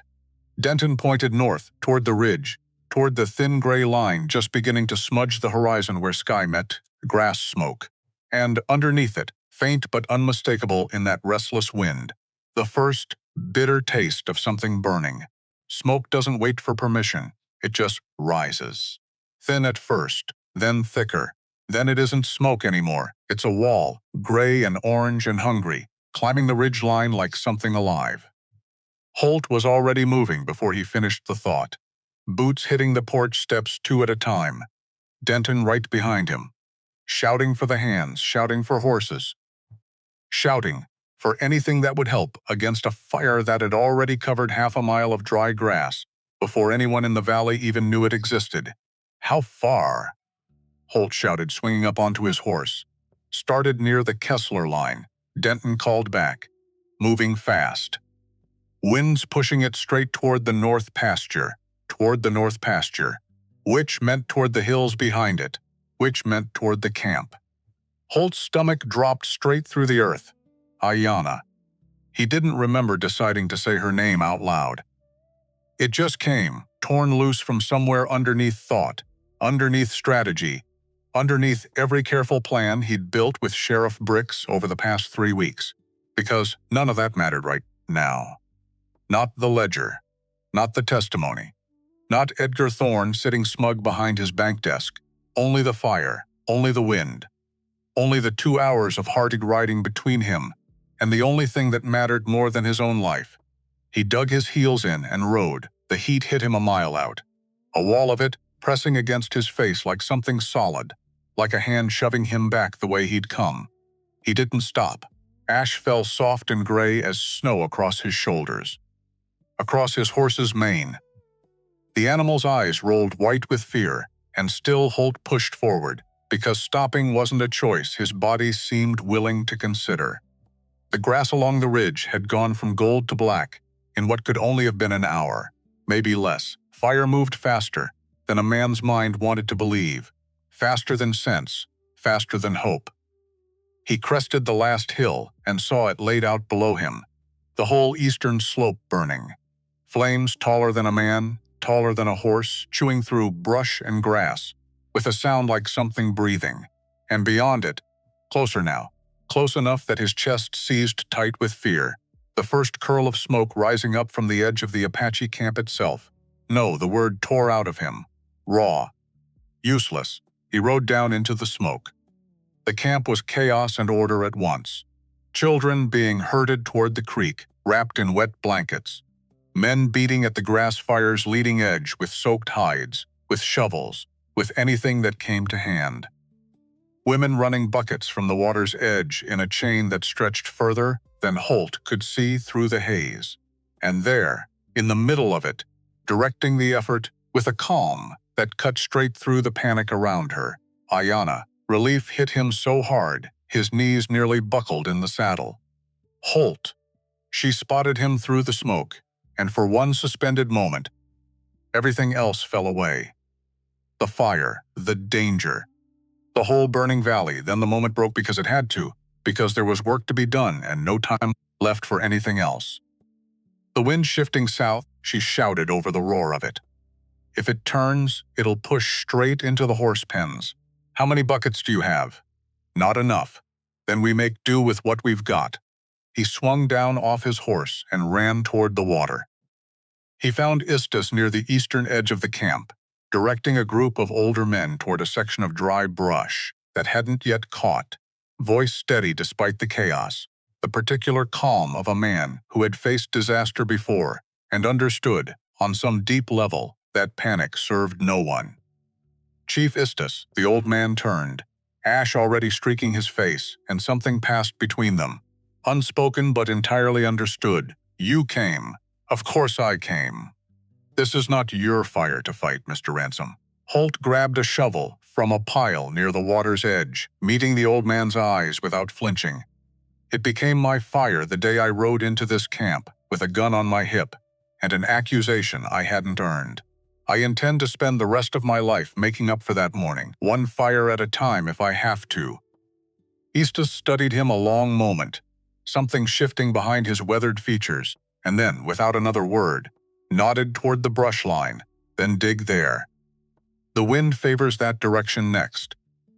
They worked side by side for the better part of an hour. Old man and young rancher, shovels biting into dry earth, neither speaking much beyond the occasional terse instruction. And something in that shared labor, wordless and urgent, said more about the distance they'd traveled together than any conversation could have managed. They worked through the night.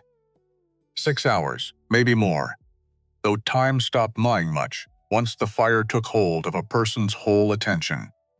Holt lost track of how many buckets he carried, lost track of the blisters rising on his palms, the smoke burning raw in his lungs, the ash coating every inch of exposed skin, until he could no longer say for certain what color his own shirt had once been. Ezra arrived an hour in. riding hard from the ranch with 4 more hands behind him. And the sight of him swinging down off his horse to grab a bucket, without a moment's hesitation, without a single word about whose land this was or wasn't, told Holt everything he needed to know about how far his brother-in-law had truly come. Near midnight, a cry went up from the eastern edge, sharp and terrified, cutting straight through the roar of the flames. A child. One of Istus's youngest grandsons, no more than 6 years old, had wandered too close to a collapsing brush pile, chasing after a frightened dog, and the fire had circled behind him faster than anyone could shout a warning. Holt didn't think. His body simply moved, legs pumping hard through smoke, so thick he could barely see his own hands, until he reached the boy and swept him up against his chest. Turning his back to the flames and running blind toward the creek, he felt the heat scorch through his shirt, felt it catch just at the shoulder, a bright line of pain that he wouldn't fully register until much later. He didn't stop, didn't slow, just ran, boy clutched tight, until the cold shock of creek water closed over both of them and the fire's reach fell away behind. The boy was crying, more from fright than injury, and when Holt looked up through streaming eyes, he found Aiyana already there, wading into the shallows to take the child from his arms, checking him over with quick, sure hands. "He's not burned," she said, relief cracking through her voice for the first time all night, frightened. "Nothing more. And you?" She turned to Holt, eyes catching on the scorched fabric at his shoulder, the raw patch of skin beneath it. "I'll live." "That's not an answer. It's the only one I've got right now." She pressed a wet cloth against the burn anyway, quick and efficient even in the chaos, before turning back to hand the boy off to his mother, who had come sprinting from further down the line, sobbing with relief. There was no time to say anything more. The fire hadn't finished with them yet, and both of them turned back toward the waterline, without another word, because that was simply what night demanded, and neither of them was the kind of person to demand anything less of themselves. What he didn't lose track of, through all of it, the fear and the smoke, and the boy's small trembling body against his chest, was her Aiyana, working alongside him hour after hour, her calm never once cracking even as exhaustion dragged at every movement, directing water where it mattered most, pulling a child back from an ember that jumped too close, standing shoulder to shoulder with ranch hands who, 3 weeks earlier, might have crossed the street rather than speak to her and now fought beside her, like the difference had never existed at all, because it hadn't. Not really. Not when the thing trying to kill them all didn't care whose land it burned. Somewhere past midnight, the wind finally turned, not toward them, away, toward the open grazing land where the fire could burn itself out against nothing but empty dirt and rock. The flames began to die, slow at first, then faster, starved of anything left to consume. By the time the first gray light of dawn touched the smoke-choked sky, it was over. They sat together on a fallen log at the edge of the scorched field, too tired to stand, too wired with adrenaline to sleep. Smoke still hanging thick in their hair, their clothes, their lungs. All around them, exhausted people collapsed wherever they stood, ranch hands and Apache families alike, no longer two separate groups, but simply survivors of the same long night. "Thank you," Holt said. Second time in 2 months he'd said those words to her. "You didn't owe this ranch anything. It wasn't for the ranch." Then for who? She was quiet a moment, eyes on the smoldering horizon. The valley belongs to everyone who has the courage to stay and fight for it. Holt turned to look at her. Really look, in the thin gray light of morning, at the exhaustion etched into her face. The ash smudged along her cheekbone, the eyes that had never once, in all these long hours, stopped being steady. Something in his chest, already stretched thin from the night's fear, cracked open completely. He didn't say anything else. Just reached over and took her hand, and she let him, and for a long moment they simply sat there together, watching smoke curl up into a sky slowly turning from gray to gold. It was Aiyana who found it. Mid-morning, the two of them walking the burned edge of the camp together, checking for embers still hidden beneath the ash, making certain nothing would flare back to life once the sun climbed high and dry. She crouched near what had been her mother's old storage tent, sifting through scorched debris with careful hands. "Holt?" Something in her voice made him cross the distance quickly. She held up a small tin box, blackened at the edges but intact, the kind used for keeping letters safe from weather and time. The latch had melted slightly, warped by heat, but it still opened when she worked it loose. Inside, protected by the tin, a handful of papers, yellowed. Old Aiyana unfolded the topmost one carefully, and her breath caught. "What is it?" Holt asked. "A letter." "My mother's handwriting," she read in silence a long moment, lips moving slightly over words in a language Holt didn't know, before switching, slow and careful, into English for his benefit. "My mother wrote about helping in a difficult birth, a rancher's wife. Fever, and the baby turned wrong inside her. She says she stayed 3 days and 3 nights, fighting to save them both." Something cold and strange moved through Holt's chest, a feeling he couldn't yet name. Standing there in the ash with the morning sun climbing higher behind them, when? Aiyana checked the date at the top of the page. 9 years ago, early spring. Holt's whole body went still. 9 years ago. Early spring. The exact same season Eleanor had nearly died bringing their first child into the world. A birth so difficult, the town doctor himself had said, quietly, privately, that he didn't expect either of them to survive the night. Eleanor had survived. The child had not, gone within his first hour of life, and Eleanor had grieved him every spring afterward, quiet and private, never quite putting the sorrow into words Holt could answer. Holt had never known why Eleanor lived when the doctor gave her no chance at all. He had never once in 9 years learned the name of the woman who sat with Eleanor through the worst of it. Eleanor herself had spoken of her only once, in the hazy days after, calling her simply the healer from the hills, too exhausted and too grateful to ask for anything more specific than that. "Aiyana. What was your mother's name?" "Sella." Holt's knees nearly gave out beneath him. "Sella," he repeated, testing the name, feeling it land somewhere deep and true. "Holt, what's wrong?" He couldn't answer right away. Couldn't get the words past the sudden thickness in his throat. "That was Eleanor," he finally managed. "My wife.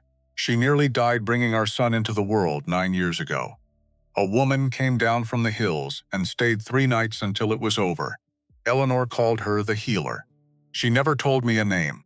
Aiyana went very still, the letter trembling slightly in her hands. "Your wife." "Eleanor. My mother saved her life." Yes. The two of them stood there in the burned field, ash still drifting on the morning air, staring at each other with something too large for words settling slowly into the space between them. "I never knew," Aiyana whispered. "My mother never spoke of it. She rarely spoke of the ranches at all in her last years. But this," she looked down at the letter again. Then, back up at Holt, eyes bright with something that looked like disbelief wrestling against wonder. "This means our families were already connected, before either of us knew the other existed, before the cattle, before any of it." Holt felt the whole shape of the past months rearrange itself in his mind. The suspicion, the accusation, the slow, hard-won trust built one honest conversation at a time. All of it built, without either of them knowing, on a foundation laid 9 years earlier, by two women who had never met him standing here, who had simply done what needed doing for each other, in the hardest hour either of them ever faced. "Eleanor lived 9 more years, Holt said slowly. "Because your mother chose to help a stranger she owed nothing to. 9 years I got to keep her because of a woman I never had the chance to thank, and now," Aiyana said, voice thick, "her daughter has chosen the same stranger's family, without ever knowing why it felt so natural to do it." Holt reached for her then, and she came into his arms without hesitation, the burned tin box still clutched between them, and for a long moment neither of them said anything at all. There was nothing left to say that the moment itself wasn't already saying. The investigation into the fire's cause moved quickly once. Sheriff Bricks arrived at the scene that afternoon. Too quickly, in fact, for the fire to have been anything but deliberate. A trail of coal oil residue, found near the Kessler boundary, exactly where the blaze had first taken hold. Hoofprints leading away from the site, unhurried at first, then breaking into a hard gallop once whoever left them realized the fire had grown faster than intended, and a witness, an old trapper named Amos Fielder, camped along the creek that night, who'd seen a rider pass by just before the smoke began rising. Nervous fellow, Amos said. Gray coat. Rode like a man running from something worse than a fire. Silas Pruitt, Brick said grimly, showing Holt the description that afternoon. Works for Thorne. Has for years. You think Thorne ordered this? I think a fire that conveniently threatens both your evidence and the Apache camp, right when we're building a case against him, isn't much of a coincidence. Can you prove it? Bricks's jaw was tight. Not yet. But Pruitt's a nervous man, and nervous men talk, especially once they understand exactly how much trouble they're standing in. They found Silas Pruitt 2 days later, holed up in a rented room above the saloon, drinking himself toward whatever courage he thought he needed. Bricks and 2 deputies took him without much resistance. The man practically confessed before they'd finished reading him his rights, words tumbling out fast and desperate. The particular relief of a guilty conscience finally given permission to unburden itself. Thorne ordered it, Silas said, sitting in the jail cell that evening.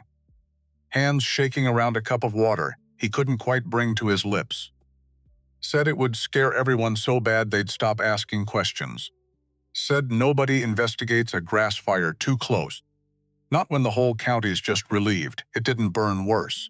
He'd tell you people might die, Bricks asked. Silas's face crumpled. He said people die in accidents all the time. Said it like it didn't matter at all. Bricks exchanged a look with Holt through the cell bars, and something grim and satisfied passed between them. That's enough to bring him in, Bricks said quietly. Between Vale's ledger, Bale's statement, and now this. Even Judge Cross can't wave all of it away. Edgar Thorne did not go quietly. He stood in his own office when Bricks and 2 deputies arrived to take him, dressed impeccably as always, his composure cracking only slightly at the edges, like a man who still believed, right up until the handcuffs closed around his wrists, that money and connections would find some way to save him. This is absurd, he said, voice tight. I've done nothing that can't be explained. You can explain it to the judge, Bricks said, assuming Judge Cross wants to keep his own name clean once the ledger and the testimony start piling up in open court. Something flickered across Thorne's face at that, the first real crack Holt had ever seen in the man's carefully maintained calm. Ransome. Thorne's eyes found him, standing near the doorway. You think this ends with me. It doesn't. There will always be men like me, men who understand that land is just numbers, and numbers don't care about sentiment. Holt held his gaze, steady, unflinching. Maybe. But this valley isn't yours anymore. It never was. Thorne had nothing left to say to that.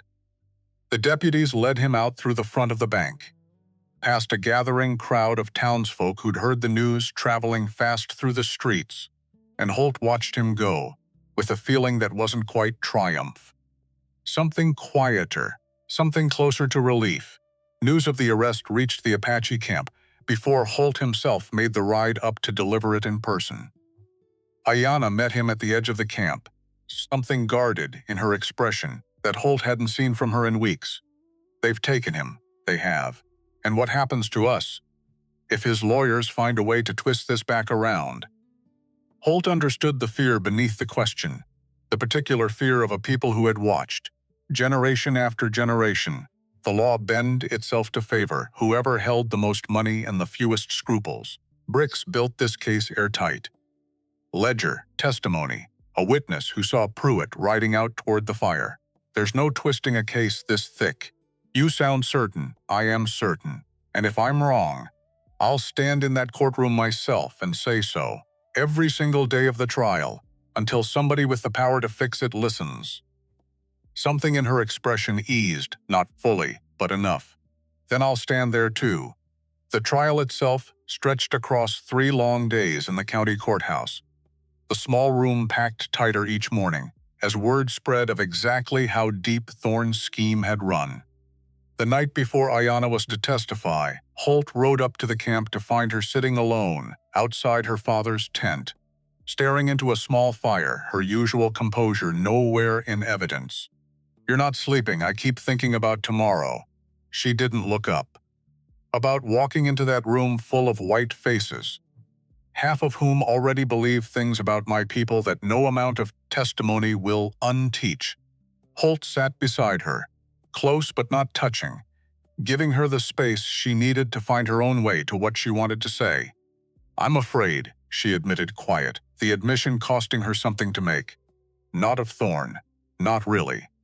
Afraid that speaking the truth won't matter, in a room built by people who've already decided what kind of truth they're willing to hear from someone like me. It'll matter. You don't know that." "No," Holt said, echoing words she'd once said to him beside this same fire, months earlier. "I don't. But I know that Bricks built this case on facts, not on whose face is telling them. And I know that if that room can't hear truth from you tomorrow, then that room has a great deal further to travel than either of us can fix in a single trial." Aiyana was quiet a long moment, the fire popping. Softly, between them, my mother used to say that courage isn't the absence of fear, it's choosing to speak anyway, because the silence costs more than the fear does. She sounds like she was a wise woman. She was. I only wish I'd understood how wise while she was still here to tell me so. Holt reached over, took her hand, held it without saying anything further, because some moments called for presence more than words. "I'll be in that room tomorrow," he said finally. "Every single minute of it. You won't be speaking into an empty silence." Aiyana turned to look at him, something steadying in her expression, the fear still present but no longer standing entirely alone. "That helps more than you probably realize." She testified the next morning with her chin high and her voice unwavering, and if anyone in that courtroom noticed the rancher sitting in the front row, watching her with a steadiness that matched her own, they said nothing of it, though several, Holt would later learn, remembered that particular detail for a long while afterward. Denton took the stand first, voice unsteady but clear, laying out every meeting, every payment, every threat against a sister who sat 2 rows back. Having traveled from Fort Griffin the moment she learned the danger to her had finally ended. Mercer Bale followed, sweating through his testimony, refusing to meet Thorne's eyes even once. Then Silas Pruitt, whose account of the fire, delivered in a shaking voice, drew a gasp from the gallery when he described Thorne's exact words. "People die in accidents all the time," Aiyana testified on the second day. She walked to the stand with her head high, ignoring the murmur that rippled through the room at the sight of an Apache woman standing before a white judge, and when she spoke, her voice carried clear and steady. "To every corner of the courthouse, I saw the horseshoe tracks 3 weeks before Mr. Ransome discovered who had left them," she said, "a distinctive triangular notch, worn into the heel. I have tracked animals and men across this valley since I was a child. I do not mistake what I see." The defense attorney, a thin, nervous man clearly uncomfortable with his client's mounting guilt, tried to suggest her testimony was motivated by her relationship with the plaintiff. "I have no reason to lie for Mr. Ransome," Aiyana answered, unflinching. "I have every reason this valley could offer to stay silent and let white men settle white men's business without my voice in it. I chose to speak anyway because the truth does not belong only to those it's convenient for." The courtroom fell silent at that. Even Judge Cross, stern and unreadable through most of the proceedings, allowed himself a slow nod before calling the next witness. Holt testified last, laying out the full timeline. From the morning he discovered 40 cattle missing, to the night he stood in a burning field discovering that the woman he loved and the wife he'd lost had been connected, all along, by a kindness neither of them had lived to fully understand. When the jury returned 3 hours later, the room held its breath as one, guilty, on every count. Sentencing would follow in 3 weeks, once the court had reviewed the full weight of restitution owed. But the verdict itself needed no further waiting. Judge Aldrin Cross, who had presided over the trial with a stiffness that fooled no one familiar with his ties to the defendant, read the verdict in a flat, unhappy voice and resigned his position within the month, unable to survive the scrutiny that followed. Once the county newspaper began asking its own questions about his supper visits to Thorne's home, word of the verdict spread through the valley within a day. And with it, inevitably, came the fuller story, Denton's betrayal and the desperation that drove it. The stolen cattle sold south to a man who asked no questions. The fire, deliberately set, threatening 2 communities at once, so one man could profit from the ashes. And beneath all of it, the truth Holt had carried heaviest of all, the wrongful accusation that had started this entire chain of events. His own accusation, riding into an innocent camp with suspicion already decided, before he'd asked a single honest question. He knew what needed to happen next, had known it, if he was honest with himself, since the morning at the Willow when Aiyana first told him the real problem lived inside his own ranch. He rode into town on Sunday morning. When the church bell called the valley's ranchers together, same as it did every week, and instead of taking his usual seat, he stood at the front of the gathered congregation before the service began. "Most of you know some version of what's happened these past months," Holt said, voice carrying clear across the quiet church. "I want you to hear the whole of it, not the version that's easiest to believe." He told them everything, the missing cattle, his own rush to blame a people he'd never bothered to truly know, the long, hard road back from that assumption, one honest conversation at a time, until the truth finally revealed itself. "I accused an innocent community of a crime they had nothing to do with," he said, "because it was easier than looking closer to home, because a stranger's face is always simpler to blame than a friend's. I was wrong. Fully, completely wrong, and I owe an apology not just to Chief Eastus and his people, but to every one of you who heard my accusation and believed it without asking a single question either." Silence settled over the congregation. Thick, uncomfortable in the particular way that truth often is. "The people I wrongly blamed," Holt continued, "spent 6 hours this week fighting a fire that threatened both their homes and mine, without a single moment's hesitation about whose land needed saving first. That's the kind of neighbor I failed to see for far too long. I don't intend to keep failing to see it." He looked out at the gathered faces, some skeptical, some moved. A few, he suspected, already reaching for gossip to carry home with their Sunday dinner. He didn't care anymore which was which. "I'm asking this valley to do better than I did, to look twice before we point a finger. To remember, the people in those hills have called this valley home a great deal longer than most of our own families have." He stepped down from the front of the church, and in the ringing silence that followed, one figure rose from the back pew: Ezra. He crossed the aisle and stood beside Holt, facing the congregation, his own voice steady, despite the weight of every eye in the room. "I was slow to understand what my sister's husband was building," Ezra said. "Slower still to accept it. But I watched that fire myself 2 nights back, watched Apache hands and Ransome hands working the same bucket line, same fear, same relief, when it finally died out. There's no daylight between us in a moment like that. There shouldn't be daylight between us anywhere else either. Not everyone in that church came around easily.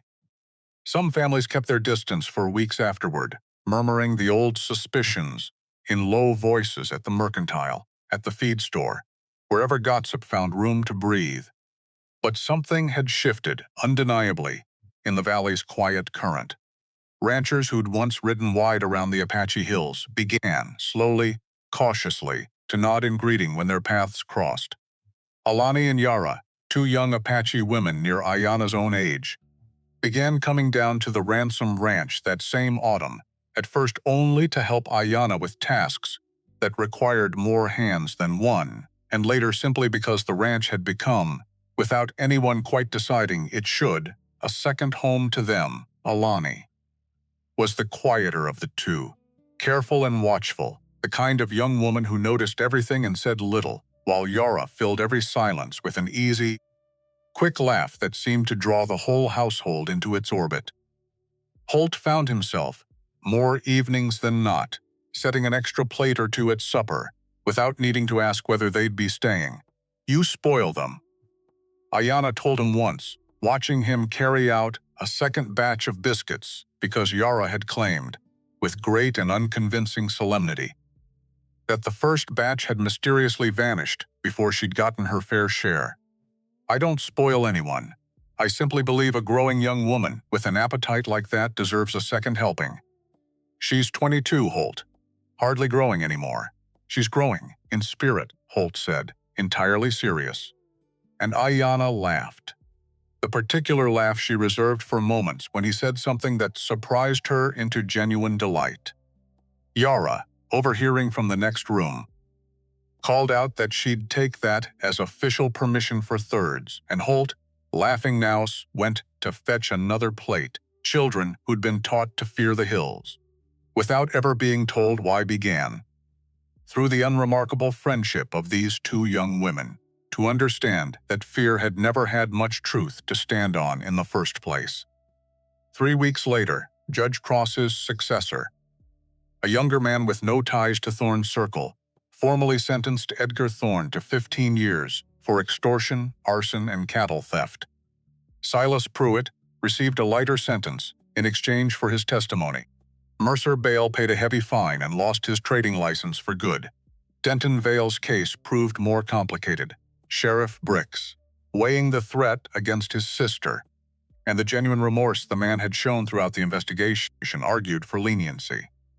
In the end, Denton received 2 years, with the promise of an earlier release for good behavior, and Holt, standing in that courtroom, and found he couldn't summon the anger he once thought this moment would require.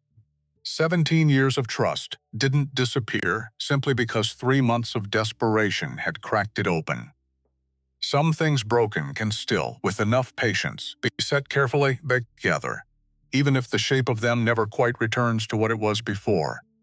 "I'll be there when you get out," Holt told him. "The last visit before Denton was transferred. Ranch will still need a foreman someday. Don't know if it'll be you again, but I'll be there."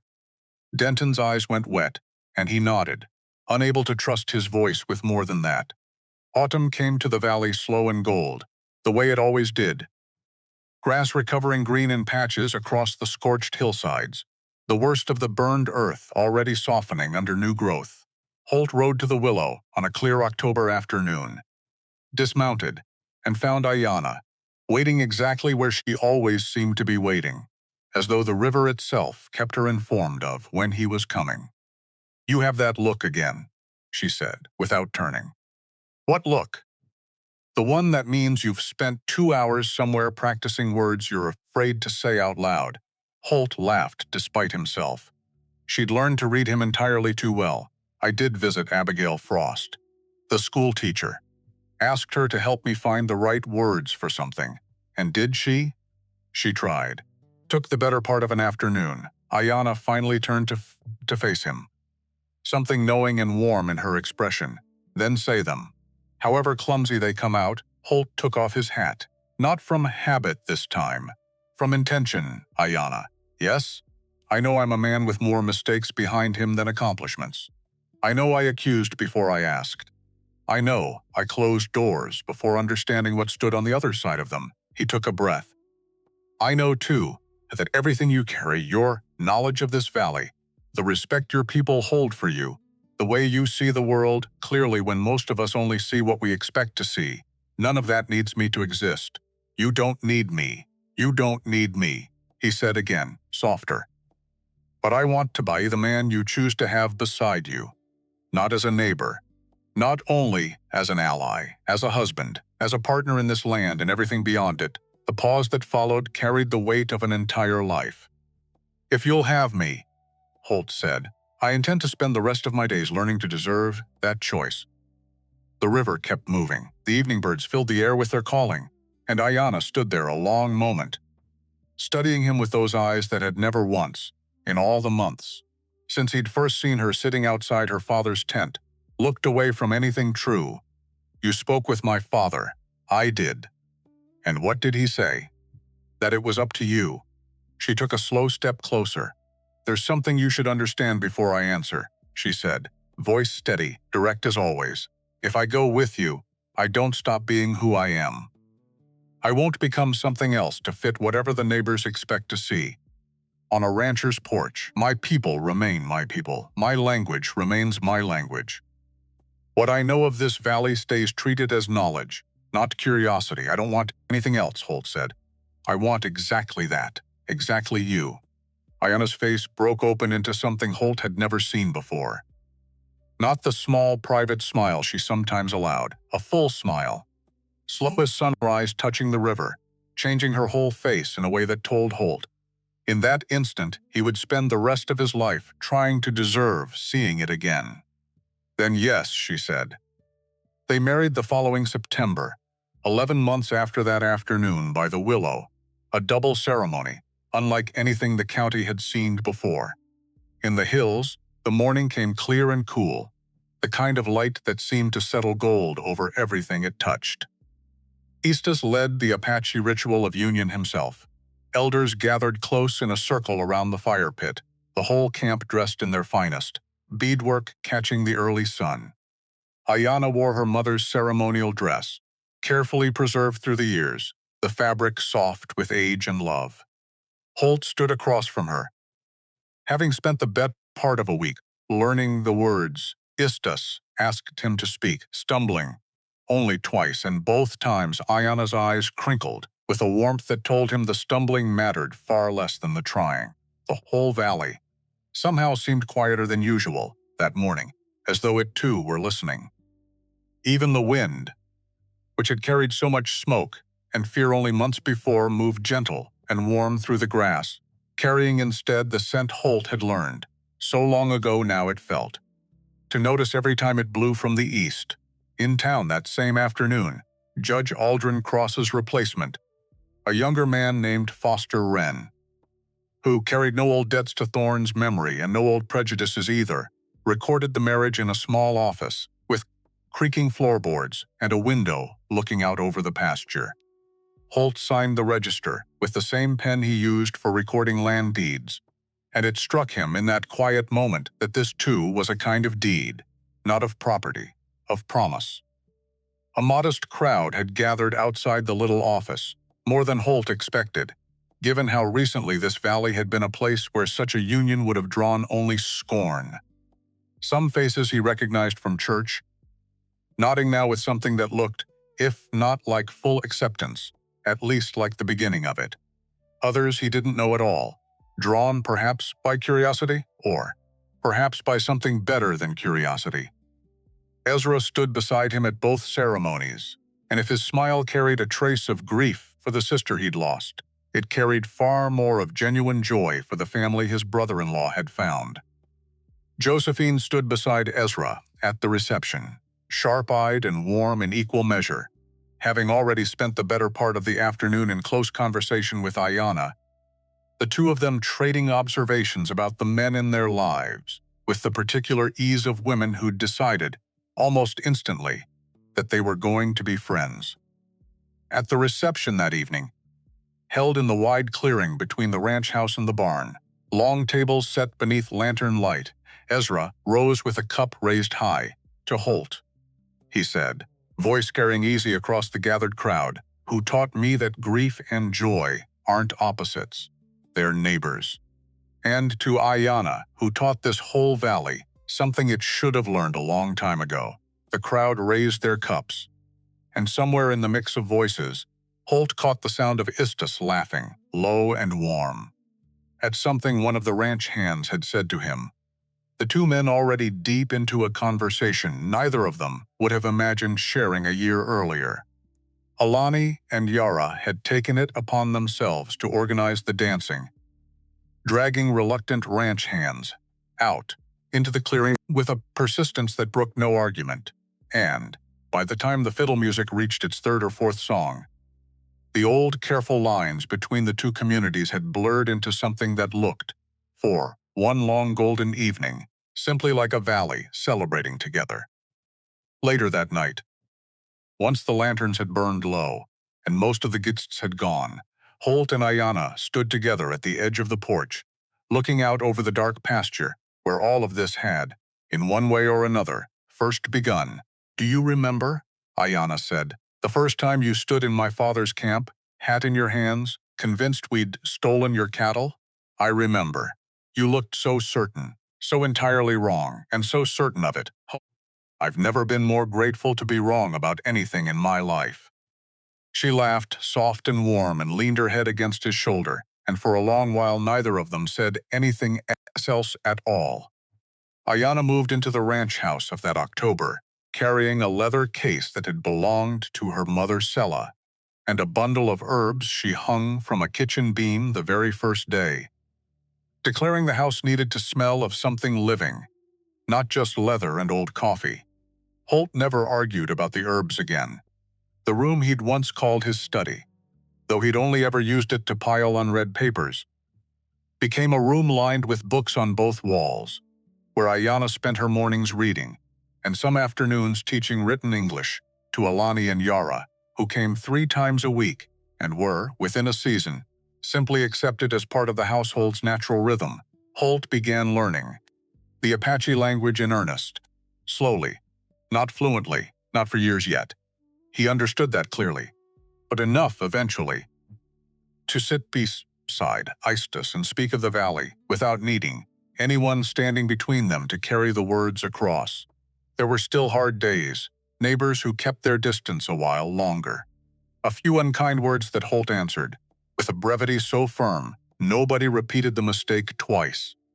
And there were quiet moments of longing in Aiyana, for the hills, for her father's fire, for a life she'd never fully leave behind even in choosing this one. She never hid that longing from Holt, because she'd learned slowly that he could hold her truth without needing to fix it. Every week, she returned to the camp, sometimes for a single afternoon, sometimes for 2 full days. Holt never asked when she'd be back. He'd learned that too. She returned when it was time, and that was enough. The first winter of their marriage settled over the valley cold and clean, snow dusting the pastures white by December, and Holt found himself, for the first time in 4 years, looking forward to the long dark evenings instead of dreading them. Aiyana taught him to make a stew her mother used to prepare in the coldest months, one that called for dried herbs. Holt couldn't have named a year earlier, and the kitchen filled most winter evenings with a warmth that had nothing to do with the fire in the hearth. Ezra took his meals with them most nights that winter, the old distance between the two men having settled into something easier, something that occasionally even resembled the brotherhood Eleanor might have hoped for, had she lived to see it. He'd begun, quietly, riding into town more often than ranch business required, and it took Holt the better part of 2 months to notice the particular reason why. "You're seeing someone," Holt said one evening, watching Ezra dress with more care than the errand he claimed warranted. Ezra's ears went predictably red. Might be, or is. Her name's Josephine, runs the dry goods counter at the Mercantile, sharp as a tack, and she doesn't put up with much nonsense. Sounds like she'd get along well with Aiyana." "That's what worries me," Ezra said, though the grin on his face gave away exactly how little it actually worried him. Aiyana, overhearing from the kitchen doorway, called out without looking up from her work. "Bring her to supper. I'll decide for myself whether she's good enough for you." Ezra laughed, the easy, unguarded laugh of a man who'd finally, after a long season of grief circling back on itself, found his own footing again. "See," he said to Holt, "that's exactly the kind of thing that worries me. One family in particular, the Kesslers, whose land bordered the old boundary line where the fire had first taken hold, refused for the better part of a year to so much as nod at Aiyana across the church aisle. Then, one hard winter, a fever swept through their youngest daughter, and it was Aiyana who rode out through freezing rain with the same herbs her mother had once carried. Sitting up 3 nights beside a child she had every reason to leave to her own fate, until the fever finally broke. The Kesslers never spoke of it publicly, but the following autumn, when Aiyana walked through town, old Mrs. Kessler stopped her on the boardwalk, said nothing at all, and simply pressed her hand, briefly, warmly, before walking on. Some apologies, Holt came to understand, never needed words to be complete. Denton Vale was released from the county jail, 18 months after his sentencing, having earned every day of leniency Sheriff Bricks had argued for. Holt rode into town himself to meet him at the gate, the same way he'd promised, standing there in the cold morning air as the heavy door swung open and Denton stepped out into daylight for the first time in a year and a half. He looked older, thinner. The gray at his temples had spread further than Holt remembered, and something in his posture carried the particular wit of a man who had spent a long stretch of time doing nothing but sitting with his own worst decisions. Holt, Denton. Neither of them moved for a moment. Then Holt stepped forward and offered his hand, and Denton took it, his grip unsteady, his eyes wet in a way he didn't try very hard to hide. "I don't expect the foreman's job back," Denton said quietly. "Wouldn't ask for it. Even if you offered, I know I've got nothing, Holt. No savings.